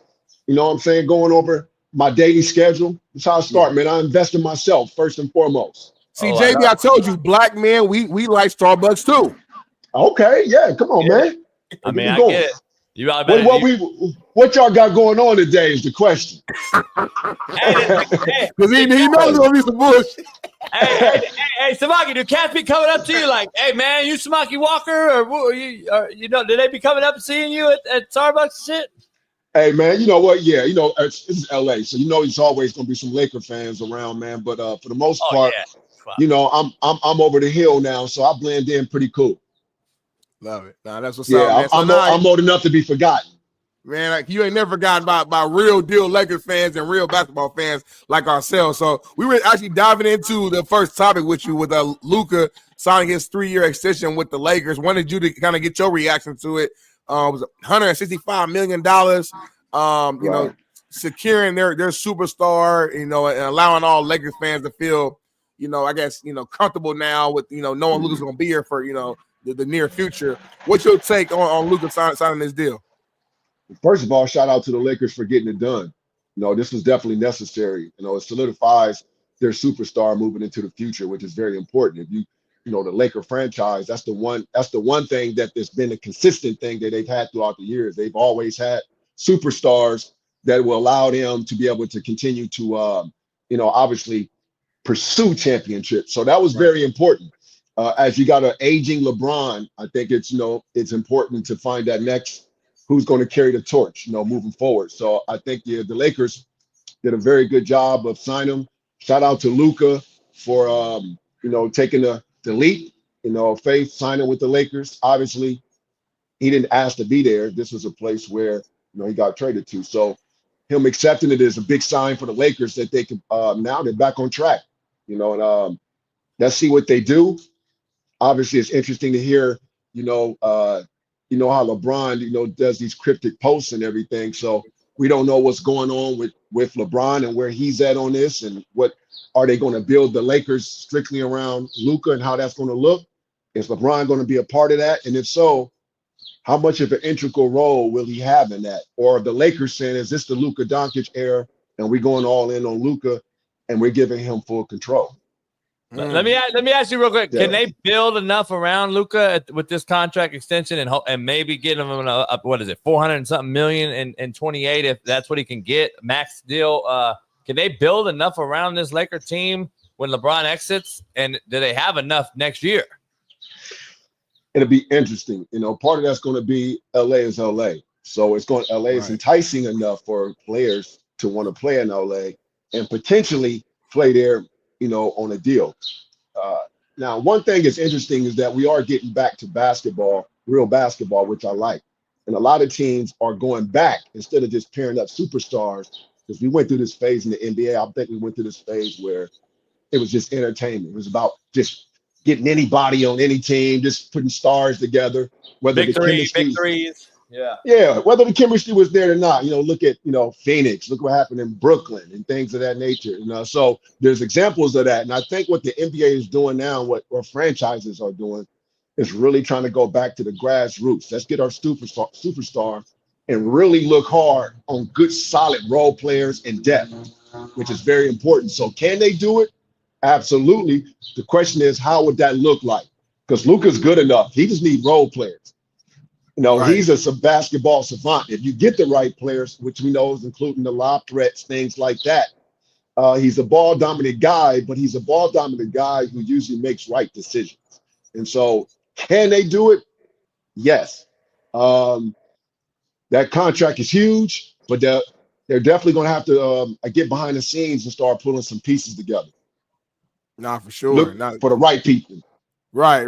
Now, 100%. And the last thing for me on Luka specifically is, the big fuss or big conversation around him was about him, losing weight and getting in shape, right? Based upon pictures that we've seen over this offseason, it looks like he's done that. He's leaned out. You've seen him look a little bit more defined. Like, I guess, how much of how big of a role you think that could play in just Luka's, play just improving even more? Look, man, the guy is a basketball savant. He's special. He's a one-of-a-kind player. We know, real basketball players know, and real fans of basketball know that, look, it's a two-way sport. It's offense, defense. Yeah. You know what I'm saying? And I personally feel, and I love Luka offensively, but I feel like over the few years, he's disrespected the NBA because I follow him. He go back to Europe and talking about how soft the NBA is, yet he don't play no defense. You know what I'm saying? So, I take that personally. So, with that being said, I want to see if he's in shape and he has the mentality to play defense. Because, hell, you can get in shape, but it still take a mentality to play D. Right. You know what I'm saying? And so, is he willing to accept that? And because, look, the truth about superstars, a lot of them are egotistical, right? They've been cast to the forefront. The NBA project these guys or prop these guys up as which greats, which they are, but a lot of time these guys don't want to play defense because they don't want to look bad because of their brand. For some reason, we're in this era where you get crossed over and things of that nature. Oh man, he ended his career. Like, these guys actually believe that. They're so immature in their approach that that competition is lacking and taking a hit because of their immature approach to basketball. And that shouldn't happen. And so, I want to challenge this kid. I want to see if he's really about that on both ends of the floor, not just an offensive guy or let the NBA sell us one side of the game. Because as a competitor, a true competitor, I'm interested in seeing this kid can make the mental adjustment. And I believe he can. And it starts with getting in shape. And he did that. He did that part. So let's give him credit for that. And let's see if he can accomplish the other part. For sure. All right, let me ask you, Samaki. You said it. You took the words out of my mouth. I was going to ask you, we know how offensively gifted he is. It takes a defensive mindset. I don't care if you're athletic, move your feet, or if you want to play at the rim or you want to play the perimeter. It's all mindset and wants, right? Right. And my whole thing is, I don't see heart transplants are not a thing we can do overnight. He needs a heart transplant. And I'm not just you can lose all the weight you want. You can look pretty and all that shit and be on GQ and all that. But if your heart ain't pumping that real, you ain't playing no defense. I still don't see him playing defense, but to that point, to people that come at me, are they right when they say it's an offensive league anyway? Nobody plays defense anymore, and Luka's just going to score 45 now because nobody's going to play D on him either. And so are we at that point where we're like, oh, just fuck it, don't play D no more. Fuck it, just let him score 45. I still think to be considered a great, and you want to be a Laker great and chase Kobe and all these great legends that Cooper and all these guys that play both sides, or you just want to be run of the mill, score 45, but we know the era you're in, nobody play defense. So like, where are you at with that particular take, like as far as overall? That's a great point. And it's the NBA has to take some blame. Obviously, with LeBron being the face of the NBA over years, the NBA has been fortunate. It's had its superstars as of recent being able to carry the league. After Jordan, you got the Kobe's, you got the LeBrons now. And so now we're in an era where who really is going to be the face of the league, right? Who really want it? Like, who's that guy that's built like that can truly carry the weight of the NBA? And honestly, nobody stepped up. You got a lot of talented guys, but going back to that mentality, nobody wants that smoke. Right. And that's, you know what I'm saying? That's a different kind of smoke. That's a different kind of weight. And so it's going to be interesting of this young collective group, who can do that. But the NBA has to take some blame because it watered down the league, marketed into a younger generation. Us OGs, they kind of pushed us to the backdrop, right? Because we're bad for business when we talk about real basketball. You know what I'm saying? We stepping on toes. And so I think it's this concerted effort to separate the OGs, these considered old school guys, with this new school guys now. And that's market the game with the tween cross with the street ball, add the street ball to it. Yeah, that worked for a minute. But yeah, ratings went down too because we seen that the quality of basketball went down. Because truthfully, what we want is competition. We don't need a game to be 150 to 170. We want competition. Look at college basketball and the way that go. We like March Madness because and some of those games are low-scoring games, but it's some of the most exciting style of basketball that we witnessed throughout the year. And so don't try to change the narrative and push the narrative that we want these scoring games or that's really what it's all about. No, what we want is competition. And so it'd be interesting to see if these guys, if the NBA, and they did that, they showed us in the playoffs that they allowed more physicality. And I'll be honest, this playoffs was actually interesting from a competitive standpoint because of the physicality alone and what they were allowing the players to do. So if they do bring that in the beginning of the season, it'd be interesting to see if they allow that during the season or if that's just going to be a playoff thing. But if they do, the potential, the NBA has the ability to take a big leap forward because these guys are some of the most talented. Let's be clear. They are the most talented generation and skillful generation. The one thing they're lacking is the competitiveness, and we can't get away from that. And so the NBA is on the clock, and I'm watching closely if they're going to allow this competitive spirit to continue to grow in the NBA, or are we going to water it down and give us this excuse, it's all about offense, because we know that's BS. It ain't about, it's two-way game, it's competition, and the greats have gone through adversity, right? They haven't been given a platform. The greats, and that's what we enjoy about these players because we got a chance to ride along with these guys as they go through the highs and lows and figuring it out. And that's how we judge these guys. But they're trying to change the narrative, and guys like us won't allow it to happen. So, Mike, I got to ask you this, too. I'm switching gears here because you were actually there. So, T-Mac a couple weeks ago was all, in the news for making some comments saying that he believes if he had replaced Kobe and played alongside Shaq, that he would have been able to win some rings along, with you guys as well. Shaq, I think, actually kind of agreed with T-Mac saying, hey, T-Mac was a bad MFer. He said, listen, you understand, like Kobe was able to do certain things because I was getting double and triple teamed, so that freed him up where T-Mac couldn't do some of those things. I was going to ask you, we talked about this a little bit last time. I'm a huge Kobe guy. I grew up Kobe's my Jordan. You know what I'm saying? I didn't grow up watching Jordan. I watched Kobe. So for me, I look at it differently. I love T-Mac, by the way. T-Mac was my second favorite player growing up. So he's a Hall of Famer. I'm not disrespecting him. I just think we get a little loose when we throw our comments I would have won as many as this guy, or it makes me a little uncomfortable. But I want to ask you, what's your take on that? Do you agree with T-Mac? I'm calling cap. Let me tell you something. I love T-Mac. T-Mac, one of my favorite players. And I watched him. In fact, yes, he was as talented and potentially even more talented than Kobe from a pure talent standpoint. I watched him go head to head, and I watched him give Kobe all he can handle, and vice versa.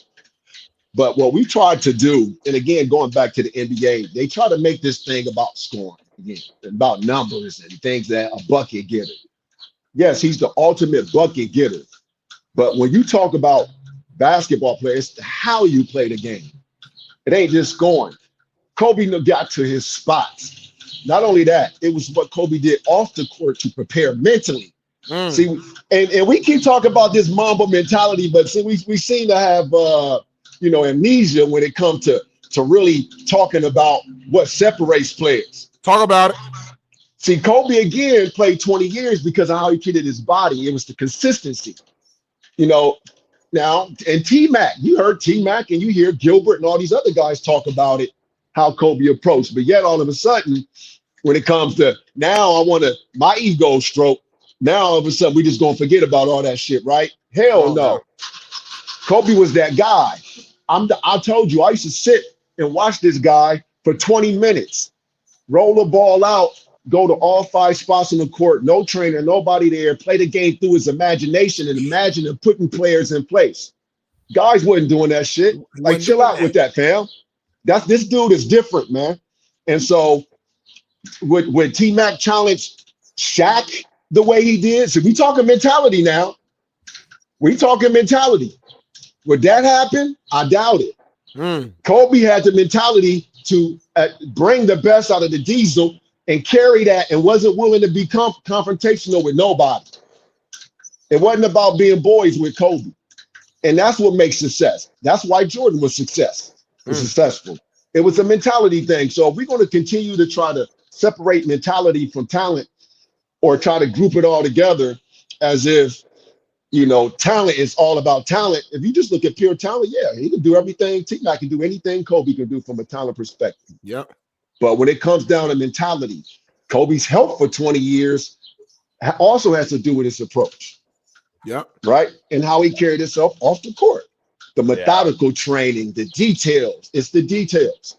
Guys weren't as detailed as Kobe. I even hear Gilbert talk about, how they claim how they dropped 50. And you got these young kids looking at these clips, right? In clips, you see these talented ass scorers, bucket getters. And now it was in this era, what I laugh is that now everybody got a platform to kind of control their own narrative, right? So everybody want to come back now and rewrite their own narrative about, well, what I could have did and did this. Well, damn it, do it when you had the chance. That's as simple as that. And if you didn't, shut the fuck up.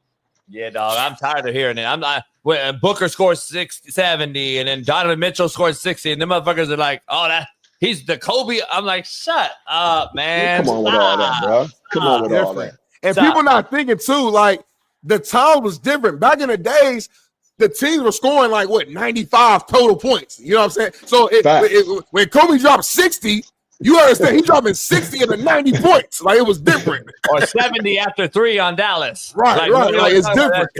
Hey, Samaki, come on, man. Last thing I got for you, dog. Your son now with the Sixers, right? Yep. Are you upset, or is he upset that it came back full go and Dame coming back to Portland? Is he missing that? Or is he good to go? He good to go. Hey, man, as it pertains to my son, it's an opportunity for him to show the league that he belongs in the league. Gotcha. You know what I'm saying? And as a father, I'll keep it real when it comes to this shit, man. This is a generation, and my son is no different from these young kids who got to figure this shit out. And so he had a unique opportunity. I trust what Chauncey's about.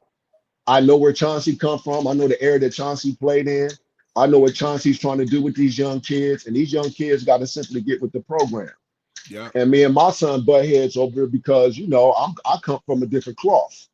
And what I tell him is that, listen, you got to let Chauncey and these guys build this character. What they're looking for is character. Coaches want somebody that's going to ride with them. You know what I'm saying? And so he had a unique opportunity in Portland, this is my opinion, to be able to, and Chauncey rocked with him and gave him a chance. My son in the second year played great minutes, but that dog wasn't there. That dog wasn't there. And Chauncey and these guys, see, these kids don't understand. We know what that looked like, fam. Right. And when it comes to saving my job, I want to ride with dogs. Yeah. You know what I'm saying? And over talent. We just talked about over talent. Because I can develop these guys. If you give me a guy with a mentality, I'll develop and give me the rest. I develop what I need. And that's what Chauncey's doing. That's why you're seeing guys in Portland, they beat teams, even though they're not winning regular basis. You can see the mentality is being developed there. And so for my son now, this is an opportunity because he was on a guaranteed contract there, which, you know, he was very fortunate to have. Now he's on a two-way. And I see this two ways. I kind of like it because, you know, I love my son to death, but he also has to grow up. And this is an opportunity for him now, two-way. Hopefully it sparks something under him to say, hey, this is business and ain't nothing guaranteed. And sometimes it got to go that way, bro. It's just got to go that way. And so I really think that this is a great opportunity for him to find himself. And when you play with these dogs in that cutthroat, that on that two-way level, and you down there in that the G League down there with some guys who trying to make it, it's going to help you. It's going to help you trying to figure it out a little bit. Either you're going to sink or swim. It's one or the other. And so that's the situation he's in. And hopefully it's going to be an incredible platform for him to be able to mature off of. And I'm looking forward to seeing what he does. Hey, Samaki, I'm sending you one of my new shirts, dog. I got. Yes, sir. You just said it, but you just said it, and I made these. I got this line. The cloth I'm cut from is permanently sold out. I like that, dog. I'm sending you that. I like that. Yeah. I like that. That's the new you just said it. I'm like, oh shit. Hey, fam, that's what it's all about, man. You know, it's the mentality, man. You know, look, we live in this era where now everything is about clips and like that. Nobody is talking about the psychological aspect. And I'm seeing a lot of these talented guys who deserve a shot, unfortunately, getting moved to the wayside. And now that we got emerging, you know, NBA Africa coming in, just Europe, you got guys, especially Europe and Africa. Don't get it twisted. It's some of these Europeans ain't, you know, in some of these war-torn countries and things of that nature, got every reason to try to get out of there and change their life. Right. And so you're dealing with guys now are approaching this platform, NBA, with a different mentality than somebody. They hungry. And so the American-born player better wake up before it's too late. No doubt. Man, it's always a pleasure to have you on, dog. I can't thank you enough. We talk to you all day, boy.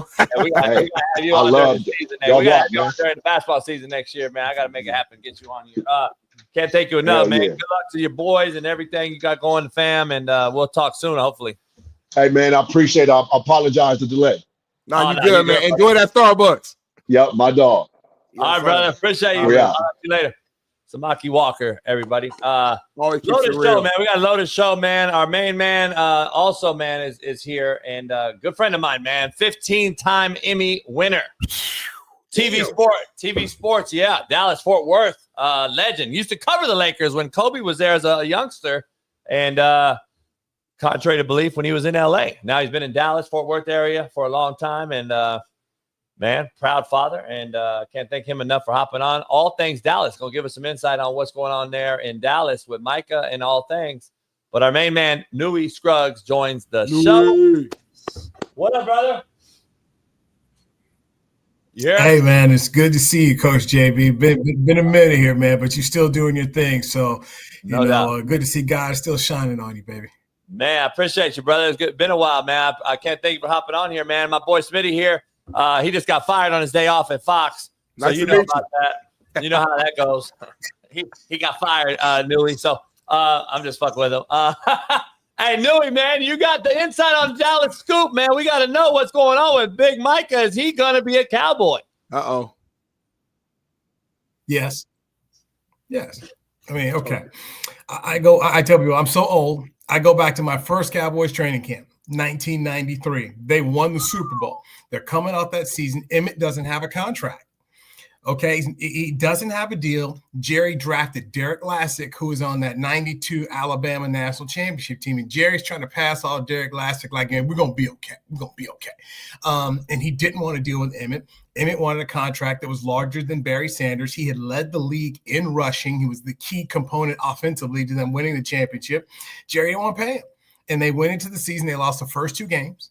And then Jerry finally had to pay him. That's my first training camp, watching that. And so you fast forward through all these years in the camps I've been to. So I've been there when D. Ware was waiting on his contract, been there when Dez Bryant was waiting on his contract, and Travis Frederick held out.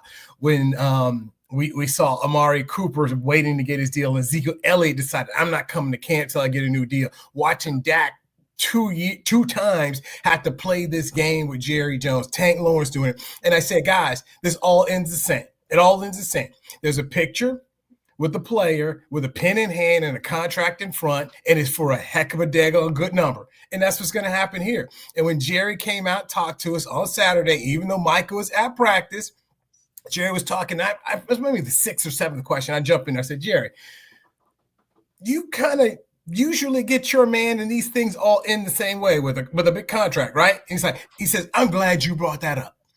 And Jerry goes into the whole spiel of like, I've been doing this for a long time. And what fans don't always understand is dude got a $10 billion franchise. Right. He's making money for a reason, taught other owners how to make money.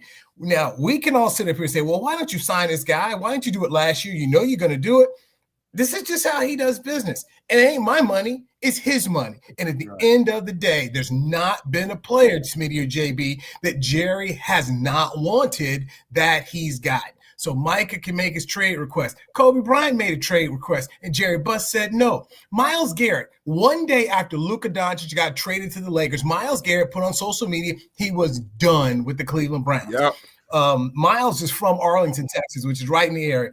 And so Myles said he was done, and 34 days later, dude was with the Cleveland Browns making $40 million a year. All this stuff is taken care of with money. Unfortunately, for Micah, he's emotional. Okay, he's a young guy, first time too. What else do I have to do? I've done my part. Give me my money. I don't want to wait. I'm a good guy. Why? Jerry does this because he can. You know, when you got worth $10 billion, you do what you want. I don't think it's right. It's not fair. But at the same time, and CeeDee Lamb took to the podium like 6 days earlier. It was like, hey, man, this is not the fun game to play, this media thing with Jerry. You just got to go through it. So Micah's in the blender right now. It'll get done. When? I don't know. But, guys, it's going to get done. Let me go ahead, JB. I just want to follow up with that. Do you think that 32 years since they hosted that trophy, Troy Aikman and Emmett and Michael and all these guys, over the years, though, doing this way, do you think these guys, even though they're getting the money, they're not fully invested in the franchise, thinking run through a wall for the guy because of the, I guess, are they overthinking he didn't really want me, but he didn't want me to go to another team, so he signed me. Are they really all in, though? So it's great you said that, because when I asked Jerry that question, and he said, I'm glad you brought that up. He said, we're talking less than a year ago, I signed Dak Prescott to the largest contract in NFL history. So I've shown you that I'm going to pay, and I want to win. Here's something that I tell people all the time is that benefit I have of covering this team for so long, especially having covered guys like Michael and Emmett when they played, and Charles Haley. They love this man. They love him, okay?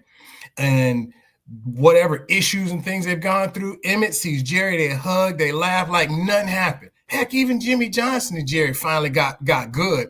So he does want to win consistently. One of the reasons why his agents love Jerry is because they not only get paid, they're either setting the mark for their player or they're tying it. And David Mugaletta's about to sit up here and do the same thing. About to tie whatever TJ Watt got, he's either going to tie it or he's going to break it. Most likely he'll break it because that's how Jerry does business.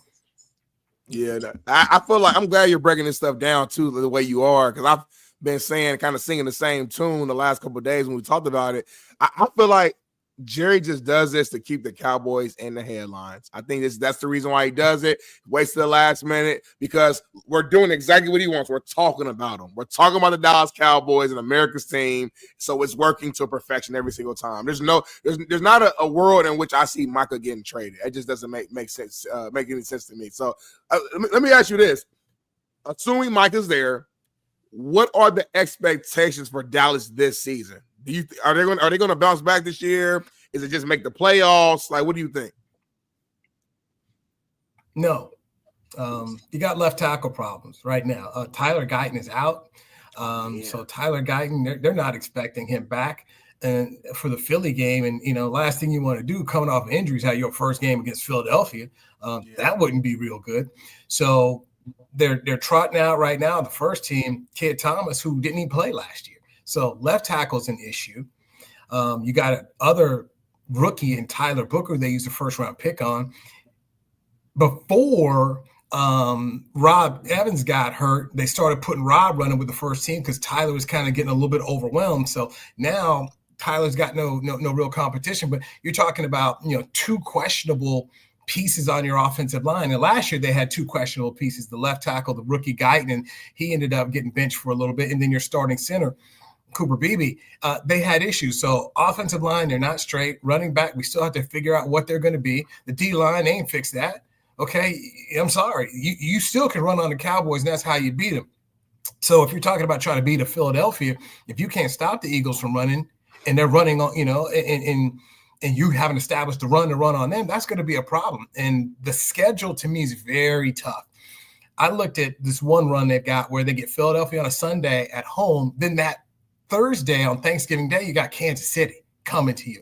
And that's two physical defenses. And then another part later on the schedule, they get the Chargers at home. And Jim Harbaugh's going to be physical. And then 4 days later, you got to go travel on Christmas Day to face Washington. You got to face Detroit this year. You got to take on Green Bay. It's a challenging schedule. Vegas has them at 7.5 to win this year. Brian Schottenheimer's his first time doing it. We don't know what he's going to do.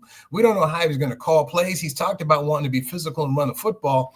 So I just think there's a lot of issues. We really don't know that much about how the linebackers are going to look. The defensive backs right now at camp, George Pickens looking good because they're out there abusing these dudes.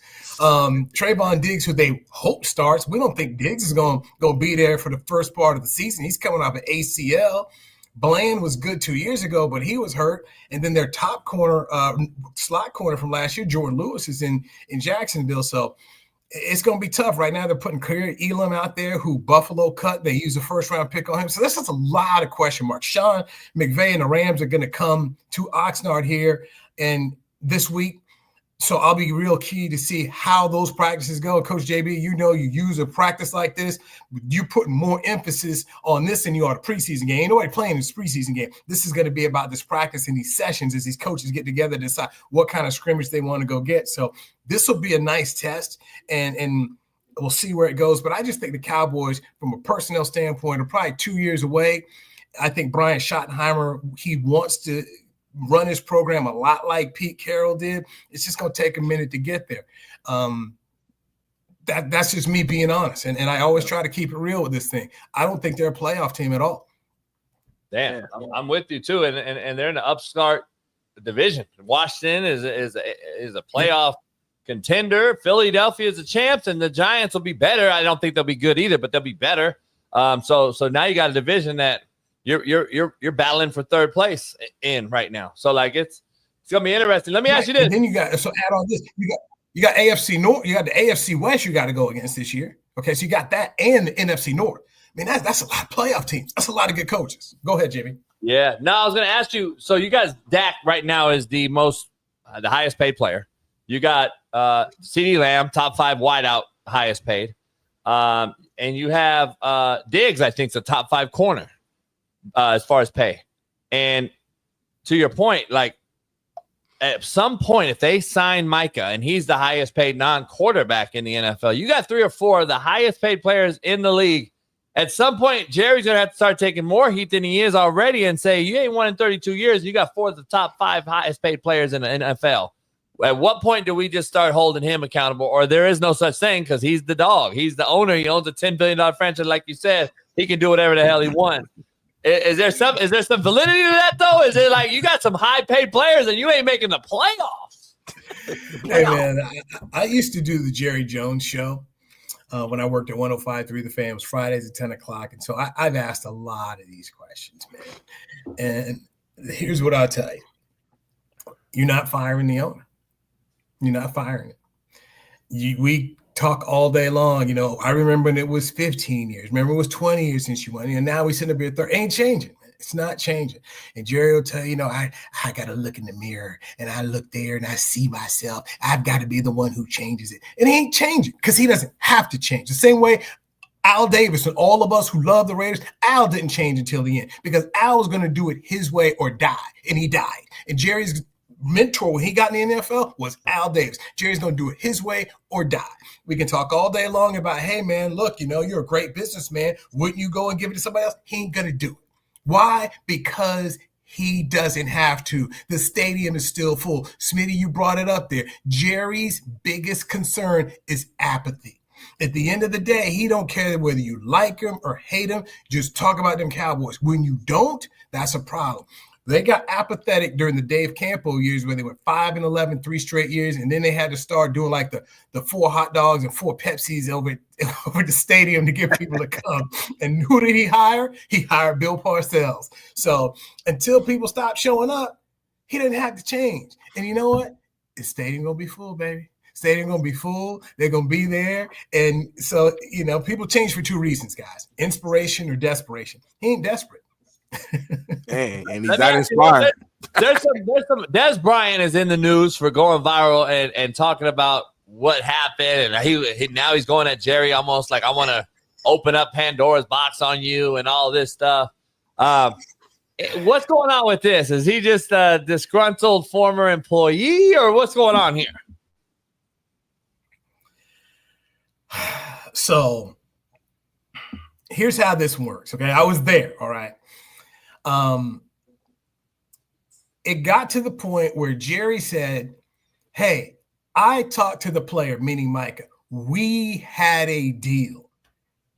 Micah goes back to the agent, David Mugoletta, and Micah took the deal off the table. And so then the question was asked, well, why don't you just deal with the agent? And Jerry says, you know what happens? At the end of the day, I got to go to the player. The agent's never around when there's a problem or something happens. Never around. It's the player. I got to deal with the player, so I want to go to the player. Then he goes in his story about Dez Bryant. When Dez Bryant was holding out, and he said, you know what? I talked to Jay-Z, talked to Rock Nation, and Jay-Z said, Dez is never going to be late for a meeting. He's like, well, if Dez is never going to be late for a meeting, where's a piece of paper at? Let's sign it right now. And then Jay-Z says, you know what, man? All of my people are on time. I used to work on the block, and when I was on the block, I was never late. And so Jerry goes into this whole story time Jerry thing and how Dez Bryant was late. He didn't lie. He didn't lie. I got that from many a player who played with Dez Bryant. Dude had issues showing up. So he tells the story. Jay-Z comes out and is like, man, this is false. And now Dez wants to jump in here. How do I say this nicely? There's just times when Dez says stuff I don't really pay a whole lot of attention to. Okay, all right, got it, and I just move on with my day. Hey, he got Nicki Minaj. He going Dez at Nicki. Can say stuff because people like, okay, let's be honest, man. People like you are putting it out here. When I go out here today, ain't nobody go to damn what Dez Bryant said out here. Okay, not a damn thing what he had to say. They're moving on, and okay, you get to say whatever it is you want, but it doesn't matter. And so many times he's got like this, like Stephen A. Smith, Jerry's doing this. It doesn't move a needle out here. It doesn't matter, man. It does not matter. At the end of the day, Jerry's controlling everything. He'll pay Micah when he wants to pay Micah, and Micah Parsons ain't going to get traded. So what if they say right now, hey, you know what, Micah? Here you go. You can get your money. We'll trade you to Cincinnati, and we'll go get Trey Hendrickson, and everybody will get their cash. You think Micah wants to play for the Bengals? This guy likes being a Cowboy. He likes being on national TV time after time and everything that comes with the Cowboys. He just wants his cash, and he's emotional right now. And Dez Bryant jumping in with his 2 cents, okay, fine, whatever, but I don't give a damn what Dez has to say. I just don't. In a play here anymore, we move on. Love it. Let me ask you this real quick, because we've been having this conversation the last week or so about quarterback play. Jalen Hurts being a top 10 quarterback has been like a big topic here, and JB and I kind of went back and forth, and I think like on my list, I think I had Dak in my 10. I want to ask you though, where do you place Dak? Is Dak Prescott a top 10 QB in the NFL right now? Take your time. You know, I haven't got my 10 in front of me, but I think Dak is definitely, you know, if he's not in the top 10, he ain't gonna be far from it. Definitely in the top dozen. Guy's a really good quarterback, and when you think about the health, when he's been healthy, this team wins 10 games a year. When he ain't healthy, it's been a problem here. And I love Cam Newton, and I think Cam Newton was a heck of a talent here. And I kind of hear what he's saying about Jalen Hurts, but I come back into this. Jalen Hurts has played in 2 Super Bowls and been damn good in both of them. Won one, lost one. What else do you want? You know, how many ways are we going to keep moving the goalposts on guys? And yes, they run the football. Yes, he has weapons. But, you know, people never say that. You know, Peyton Manning had weapons too now. I mean, Bill Polian spent his whole career putting weapons around Peyton Manning, and Peyton Manning took advantage of him too. So it's just interesting at times about how we want to view guys. I love Troy Aikman. Troy Aikman, the most touchdowns he ever had a season was 23. They're a running football team. But he won games. Nobody won more games in the 90s than him. And when we talk about Jalen Hurts, you know what? They win football games. I remember when they drafted Carson Wentz, number 2 overall, traded him to go get him, gave him a bunch of money. They thought he was going to be the guy. And where's Carson Wentz at? Had a career that just never lived up to it. Jalen Hurts has done everything you want. At the end of the day, you want a guy like Jalen Hurts, got as many Super Bowls as you know, guys that we have a lot of respect for in the game, like an Aaron Rodgers or a Matthew Stafford. Is he going to go to the Hall of Fame based off of his talent right now? No, but we ain't asking for a Hall of Famer in Philadelphia. We're asking for a dude to go win your championship. He won your championship. Wherever you want to rank him, fine. But I know this, if I'm a Philly fan, this dude got me a ring. He good by me. And this whole thing where we in the media want to start talking about where you rank, where you here, there. At the end of the day, get my team to a Super Bowl and win it. He got him there. He was MVP in the game. He was sensational. What else are we arguing about here? That's the kind of my thing. And that's part of what we do because we want to create stuff in the media. We spend too much time on style. We need to spend more time on substance. Jalen Hurts is about substance. That's a dude you want in the room. You look at his career from the time he left the field against Alabama, gave him a lead. Deshaun Watson went down the field, Clemson won it, to when he got benched for Tua Tagovailoa. This kid is a dude you want in the building. He's a Q dog, so I'm always ride with my frat right there. Dude gets it done. And as long as he's there in your Philadelphia, you feel real good about what you got. Nick Sirianni spent the rest of his career as a Super Bowl champion because Jalen Hurts did what he needed to do. When they shook it up, they brought in the offensive coordinator. He bought in. They got rings. What else you want? Yeah, the reason I'm like not on the top 10 list thing, I get it, but that's the same argument we're using with Troy Aikman. Oh, Troy Aikman had Michael Irvin and Harper and Inman and the O-line. It's the same argument, is it? But my eyes work. Jalen Hurts couldn't hold Troy Aikman's fucking left nutsack. So bottom line, nobody ever said that though. Nobody ever said that. But I'm just saying that. Like for me, for me, I'm not saying. No. Troy, you know, and this is the thing, and Troy's always talked to me about it. If you had put Troy in a system like LA or Marino and asked him to do it, he could have done it. But you know, you do, as my boy Ron Washington, manager of the Angels, said, do what the game asks you to do. And your job as a coach, and JB, you know this, put them in the positions to succeed. Philadelphia put Jalen Hurts in the position to succeed, and they won a championship. To me, that's what it's right. That's what it's all about. All these rankings. I love Justin Herbert. Justin Herbert, a talented guy. You know, Joe Burrow might be number 2 behind Patrick Mahomes in the game right now. And what he didn't get in Cincinnati in the Super Bowl was fantastic. Had an opportunity to win it, but they decided not to block Aaron Donald. But you know what? All these rankings, at the end of the day, what do you want the most if you're a fan? Can my team host the Lombardi? Can I wear a shirt that says Super Bowl champion? You know? And if you're the Eagles, you get to do that. I talked to Dak about Jalen Hurts this week, and he's like, man, I got nothing but respect for that guy. That guy's got a ring, and I want to get a ring. So all the rankings and all that, man, that stuff's cute all day long. But, man, you got a ring or not. JB, you and I, Smith, you young. You and I are old enough to remember how damn great Dan Fouts was. Dan Fouts could sling that thing all day long. Unfortunately, never got to a Super Bowl. And what you want to do is you want to get yourself a ring. Yeah.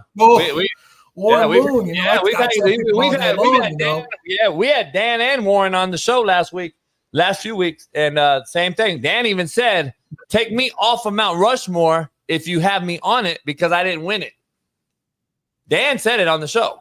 Yeah. And like in Philly though, like Nick Foles won a Super Bowl too when Wentz got hurt. Doug Peterson was got that thing and he was out of there the next year because they lost and it was crazy, right? Now Sirianni's kind of like seemingly always on the discussion seat. I'm like, how the hell can you win a Super Bowl and go to 2 and be on the hot seat? It's just crazy to me in Philly. I think Philly fans are fanatics, like you said. I think they're quite crazy. But I think people look at Nick Foles like Nick Foles won Super Bowl 2, so Jalen ain't special. That's what I think is the narrative, is what I think the topic is out there, which is crazy. Our eyes work. I take Jalen over Foles, but I'm just saying, like, Foles won it. I don't know. It's different. I'm a Romo guy. Newie, you're wrong. Romo was top 5 skill set in the NFL for a long time. People don't want to talk about it, but he couldn't get over the hump and win the game, just like Dak right now. Like, Dak can do it all, but 2 playoff wins. So, like, I don't know. It's interesting. Yeah. Look, it's no doubt. And this is what I would say about Dak, and also I always just say this about Tony Romo. Tony Romo is not the reason they didn't win, but he was a part of it. And until you get it done, these are legitimate questions and things that people are going to talk about. Troy would always talk about how, hey, man, I didn't win a game my first year. He was 0-11. And until you get it done, these are the questions that are out there. And people had those questions about Hurts, and he answered the questions. And so my thing always gets to be, when we keep on saying this about a guy, when do we stop saying it? Shaquille O'Neal, they used to say it. I was in LA, getting swept. You can't win. And then he finally did it. And so why do we get to this point in time, where, well, you did it, but I mean, ain't no buts. You did it. Like Matthew Stafford, Stafford did it for all the questions that they had. Stafford did it. So when you do it, when do we get to the point, outside of just trying to create narratives for our own media things, what we want to do? It's just say, yeah, you know what, man, you did it. Job well done. Can we move on? Where you ranked and all this stuff like that? I would imagine some of these guys don't care because they got rings. And that's what they want. And as far as Foles goes, I'll say this, JB, and you remember, and Smitty, you remember as well. Carson Wentz was having a fantastic year. Some people thought he was even going to be the MVP before he got hurt. Yeah. And so when Foles won, it's like, man, this is great. This is good. But, oh, by the way, we got this dude coming back. And they thought they were going to be better. And it just didn't work out that way. So Foles was kind of caught up in an interesting situation where, almost like Jeff Hostetler. When Haas won it for the Giants and Bill Parcells, you were a backup who got there really good, but nobody thought you were going to be the lead driver. And that's the way that I think kind of worked out there. But these are the fun arguments of sports that people like to get into. I just feel bad a little bit for the players a little bit, because I know when they come and they ask guys like me off to the side, why is it this way? Why do you guys continue to move the goalposts on dudes? You say, hey, win a ring, win a championship. Oh, I don't care what you've done until you go win something. It's like Lamar Jackson. Lamar Jackson's like that, got 2 wins, 2 MVPs. We only got 2 playoff wins. And so people are going to ask you the questions until you get it done. It's going to be out there. It's a fair thing. But that's also why we love this game so much, man. It's why we talk about it, man. Isn't that fun? Isn't that the blessing of what we get to do, man? We get to talk about it. And it's finally back. We got football every week until February, baby. So I'm happy. No doubt. Newie, what you got going now? What else you got going right now? You got your shows. You do every year, just your coverage. Anything else you got in the fire? Working on a sports communications class right now for Abilene Christian University. So working on that. That's a lot of fun right now. End of the month, going to head up to Chapel Hill for Belichick's first game. They play TCU. So I've been covering TCU for 25 years. And so I'm going to go up to that game. So it's pretty interesting. So we're going to go up to that game on Labor Day. So Labor Day, spend in Chapel Hill watching that, take Tuesday off. Got to go down to my alma mater, UNC Pembroke, do some work down there for them. Wednesday, fly out to Philadelphia. Then Thursday, it's Cowboys Philadelphia on NBC to start the year, man. And so, I just – this great life I live, man. And I'm just gonna keep on living it. And right now we got practice. I'm gonna go to practice here in about 2 hours. We're in Ventura Beach, and so my hotel's a 3-minute walk to the beach. So, man, I'm gonna ride this train as long as I can. Micah gonna sit in a sweatshirt again today. We'll ask dudes about it, and I get paid to just ask some questions and have some fun up here in California while it's 102 back in Texas. I love it. I got to pull I took Smitty out on my boat yesterday. I got to pull it up on you on Ventura, man. Yacht. Yeah, I got to pull up the yacht on you in Ventura, man. Shit, it's about 60 miles on the water. Hey, Ventura Harbor. Yeah, Ventura Harbor. We'll go hit up Andrew's Seafood, man. Yes. Oh yeah, beautiful. Yeah, beautiful. I might have to pull up on you. I'm about to pull up on you, man. Shit, that might be a nice little ride. Man, Newie, always a pleasure, brother. Always a pleasure. Can't thank you enough. We got to get you back on during the season, man. I appreciate you, and keep killing it, man. Yeah, we'll do. JB, tell my boy Steve Kim I said hello. Stevie and I used to work together in the radio in LA, man. That's my boy, man. Take care. Oh, nice. No doubt. Appreciate you, brother. We'll talk to you soon. Pleasure meeting you. Yes, sir. Newie Scruggs, man. Go follow him on Instagram, Twitter. Kills it in Dallas. 15-time Emmy Award winner, man. So a lot of winning, homie. A lot of winning. Shout out to him, man. Man, I'm exhausted now, though. That was 2 great interviews. Like we went in, like had to think on the fly. Dallas, Cowboys, Lakers, Kobe, T-Mac. It was a lot. Luka, and we just did it off the fly. Like JB and I, we don't prep for the show at all. We don't read notes. We don't research. We don't do anything, and we're still drunk. So the fact that we just did that, kudos to us, man. Pat myself on the back. Pat JB on this back. That was great. BPS, Trail just said, damn, how'd I miss an interview? Yeah, he's not really all in on the show. That's why. Yep. It don't matter if you're coaching or you're teaching. I don't care, Trail. If you're not really all in it. And he just praised your guy, Jalen Hurts. I'm not gonna tell you what he said, though. You gotta go back and watch it now. He praised your guy. So, and stop posting every motherfucking thing we say on Instagram. So you can get your kids to think you somebody. We don't know you, homie. Take a commercial break. We'll be back in 4 minutes on the other side. Smitty and I got the last hour, and we got a lot of topics to discuss, a lot of debating. Might just start a fight. We don't know what we do on this show, but might show you some AEs. We don't know what we're going to do, but we'll see you in 4 minutes on the realest show on planet Earth. 800 likes right now. Shout out to you guys, but we need 1,000. We got you 1,000. Got to. We need like 1,400.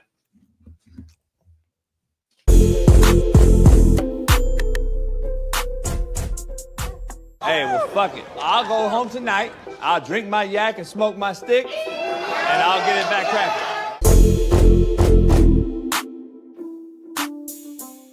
Bananas. Savannah Bananas. Say it correctly and put respect on their names. What is it? Savannah Bananas, homie. One of the biggest events in all of America. We got a commercial, but I want to see this particular clip that him landing on his fucking face, by the way. Do we have the video?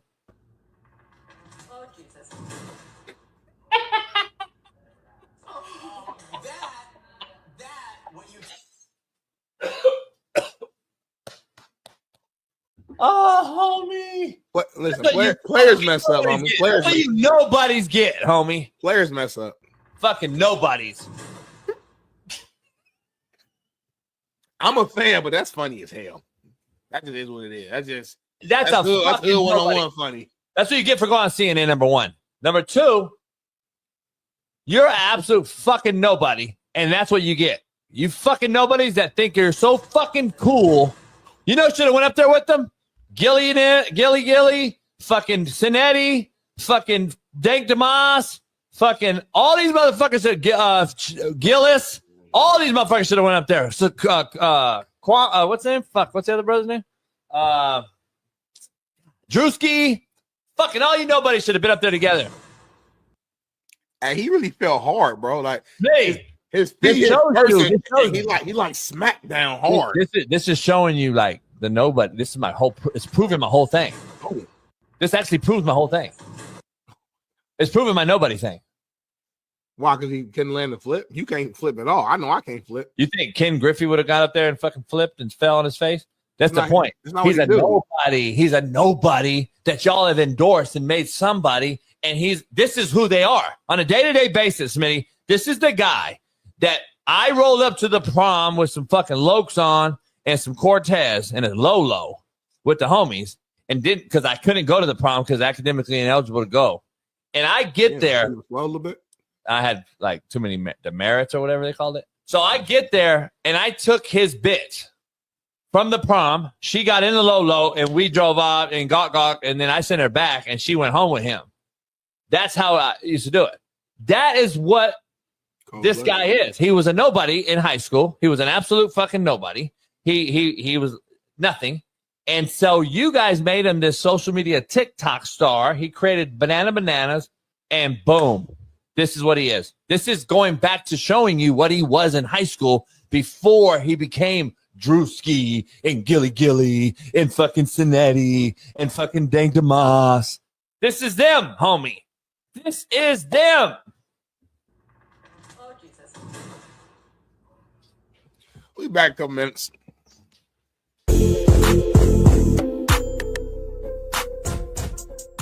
Hey, well, fuck it. I'll go home tonight. I'll drink my yak and smoke my stick, and I'll get it back cracking. Savannah Bananas baseball team that does like the dancing, The Savannah Bananas baseball team that does all the dancing. Coach JB, just react to this, man, and kind of give you a take on why so many people watch this.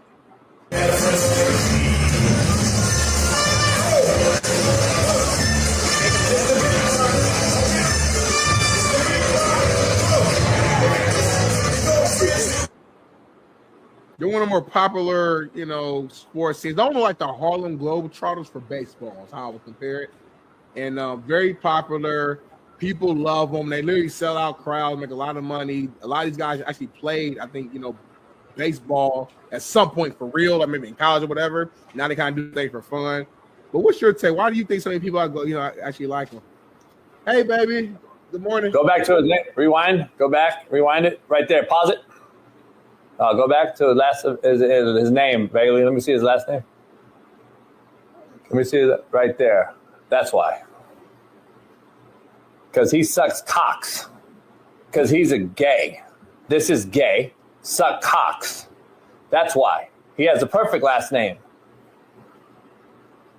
The fuck are we doing here, homie? You a homophobe, homie. The fuck are we doing? God damn. Oh, hell no.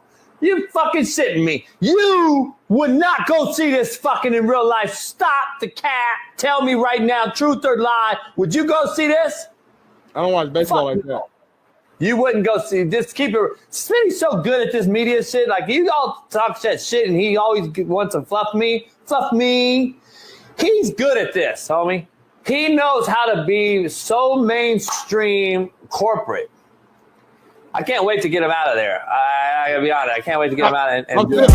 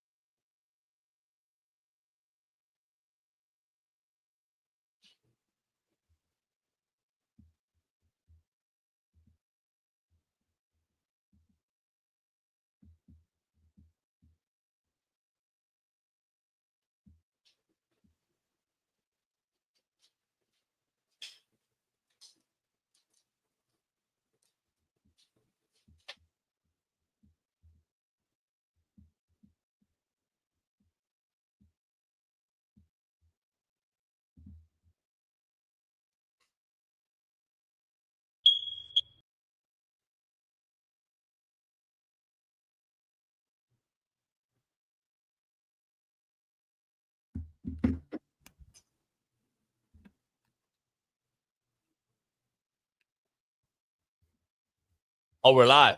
Oh, we're live? Yeah, did you see this? My stuff was skipping. I thought we were still on commercial break. Did you see that? Yeah, so Wilt Chamberlain historical picture, man, when he scored the 100 points, man. Shout out to Wilt Chamberlain, man. Wilt said he said he fucked like over how many women? 50,000. Did you see the latest Colts news? No, what happened? Colts' first unofficial depth chart of the season lists their QB positions like this: Daniel Jones or Anthony Richardson Sr. We're fucked. Daniel Jones or Anthony Richardson is the quarterback of the Colts. That's crazy, homie, to not make a decision. Like, we're fucked. Damn, homie.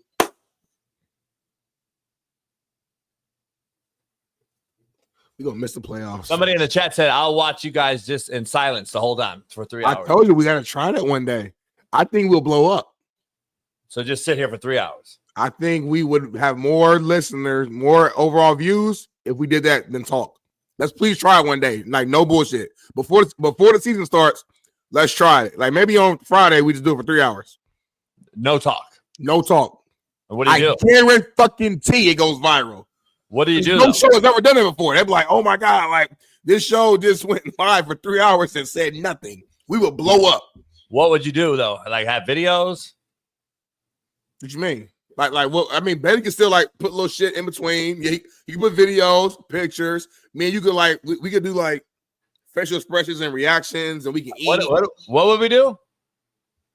Like make like reactions. Like, oh my God. Like, I don't know. I don't think I could do it. What you mean? Because someone will say something stupid, and I'll just snap. Like there's no way I could do it. I don't know if I could even bet against. I would actually bet against myself on that. Did you do it for 1 hour? Probably not. Like the first hour of the show. Don't say nothing. We just did it for 2 minutes right now, and I was like, "Fuck!" Like how uncomfortable like were you the whole time? Yeah, I wasn't uncomfortable, but it was like I wanted to just like cuss you out. Like it just comes to me. Like I want to cuss somebody out. I want to cuss Trell out. I want to cuss Rio out. It's like a disease that you can't control. I want to fucking cuss Reuben out for breaking like 3 things yesterday on the yacht. Like I haven't. Your yacht. I haven't forgot about that. I want to cuss out the fucking shitbird, fucking hammered dog shit looking broad on the boat for fucking ramming my jet ski into the boat. Like I want to. Like there's a lot of she shit. She did it twice, and then she just looked at you. There's a lot of shit on my mind right now. You kept turning to like reverse it, and she just stared at you, didn't do nothing. Yeah. She never hit it, by the way. She was reversed. And she was like looking at you. She's sitting there like a fucking retard. You said reverse on the left, reverse, and she was looking. And I'm just looking like, bitch, like she was speechless. She didn't know, like. And then she came to me afterwards. Remember that white boy was on the water doing all the tricks? She came to me. She said, I can do that. I said, you can't do that shit. Yes, I want to do that. Let me ask you something. I said, ask JB, I don't own that JUCO. Bro, don't ever have her on there again. Don't do that shit again. First of all, that fucking coop is flied. Let me break something down real quick. There's ugly. And I can't knock God. Because God's made me decent looking human. He's made, he's given me 8 inches around. He's done things, right? He's blessed us both in certain aspects. And if he made me ugly, I couldn't be mad at him. I'm just ugly motherfucker, right? Whatever. Got a little dick. If I had a little dick, I can't do nothing about it. Little dick people can't do nothing about it. There's no offense to you guys. God just didn't bless you in that manner. But being retarded, on top of being fucking dog shit, fucking hammered shit looking, I can't do. I cannot do an ugly bitch being retarded. I cannot do both. It is literally 2 things that we cannot have together. You can fix retarded somehow. You got to go and seek help or pray or stop doing coke or whatever it may be, meth, whatever it is, you can stop the retardation factor, but you can't be looking like you are and be retarded and sit there with a fucking look on your face that just says fucking smack the shit out of me with a sledgehammer. You can't look at me that way. Can we act out real quick? Like, I'm gonna be you. I'm gonna tell you to reverse, and you show the face that she made. Reverse. No, it's on the left side. Just squeeze the trigger. Reverse. Reverse it. Like go backwards. Reverse it. You're running to my yacht. Squeeze the left side. Reverse it. Reverse. You're running into my yacht. Go backwards. What the fuck? This way. Here, follow me. Here. Fuck, man. Just shut the fucking thing off. Get your fucking asshole, man. Ain't nobody sucking your dick. I had to tell the bitch, just shut the fucking thing off. Pull the goddamn thing out. And she was fucking 20 feet away, Smitty, and then fucking what's her name had to dive out and fucking pull her in. Who's what's the name? The other one, man. The good one. The one with the nails? The good one. The one with the nails? The bomb one. The one with the good nails? Fuck. Yo, your friend, homie. Hey, y'all, she ran to his yacht so hard. She pulled up. She was going like 40. Motherfucker. Keone said, slow down. And he got mad. Like, Keone don't get mad at nothing. He's a Hawaiian. They're used to the island life. They don't get mad at nothing. He was like, slow down. He got mad at the bitch. And then she did it again. She hit it twice. Homie, your yacht is done. Like, you got a big-ass dent. It's marked up. I looked at it. There's nothing wrong. The gel coat. Flag broke. Like that's Reuben, though. It's a bad look to get on there. I asked Reuben, I said, Reuben, what happened? He said, did you see me? I said, yeah, what happened? He said, it was my last resort. He said, I was falling in the water. It was my last resort. That's literally what he said. I mean, last resort. Like essay? How do you say it? He kind of had a little bit of in it. Like, I think he was drunk, so it was coming out. He said, it was my last resort on me. I said, your what? My last resort. To grab the flagpole? Because he was falling. Like, he pushed his ankle. He just grabbed his natural reaction. Did you see the fall? Because I didn't see the fall. So I turn around and I don't see Reuben, but then I see the flagpole bent, and then everyone's telling me that I think he's under the boat. He's under the boat. We can't find Reuben.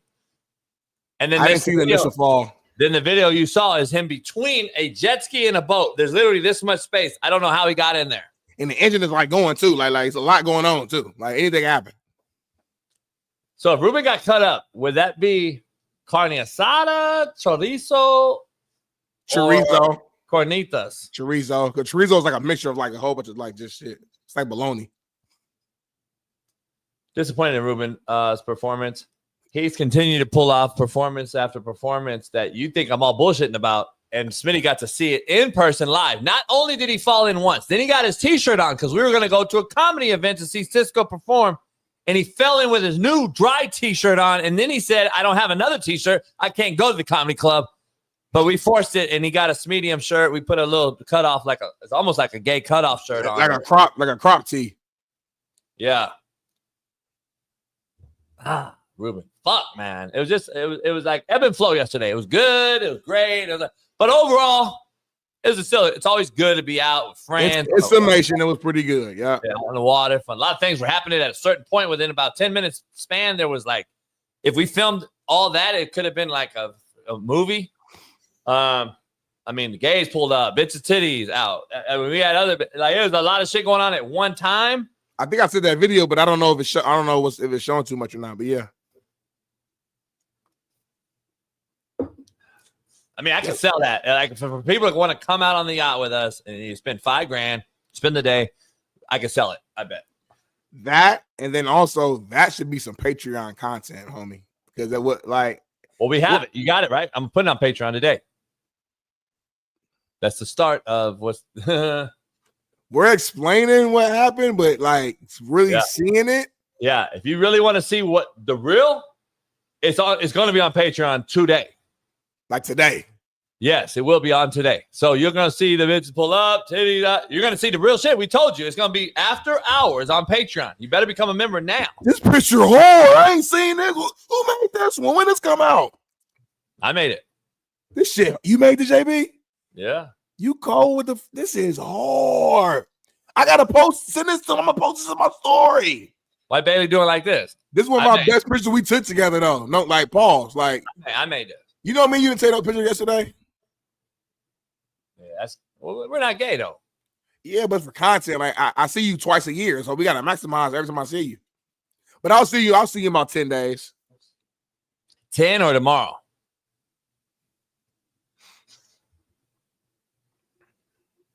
just forgets that he's supposed to come over to show. He's supposed to do the show live tomorrow here. Actually, said tomorrow and Wednesday. But what? I didn't hear what. Nah, I know we got like a big event we're supposed to be going to like on the 14th. So I figured I'll see you then.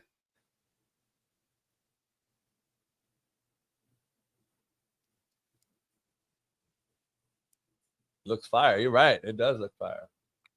Oh, who is that? Huh? So Lee, I'm just curious. Like, what's your favorite part of that picture, though? Like, does anything stand out, or anybody stand out, or anything stand out?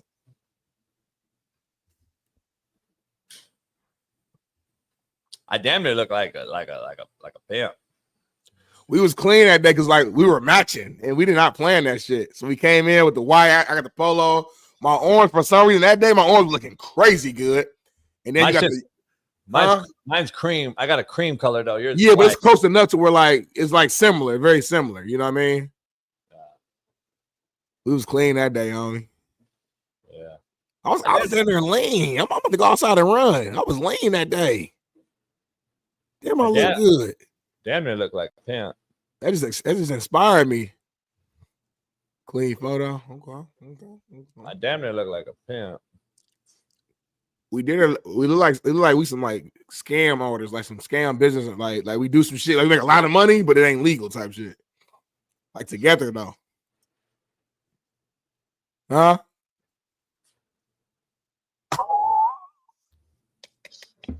We're not showing that on me. I made that too. Getting better and better though. I don't know. Y'all keep teasing me with all types. I ain't seen none of these graphics. You and Bailey, y'all work together like 24 hours. Y'all don't show me shit. I'm black.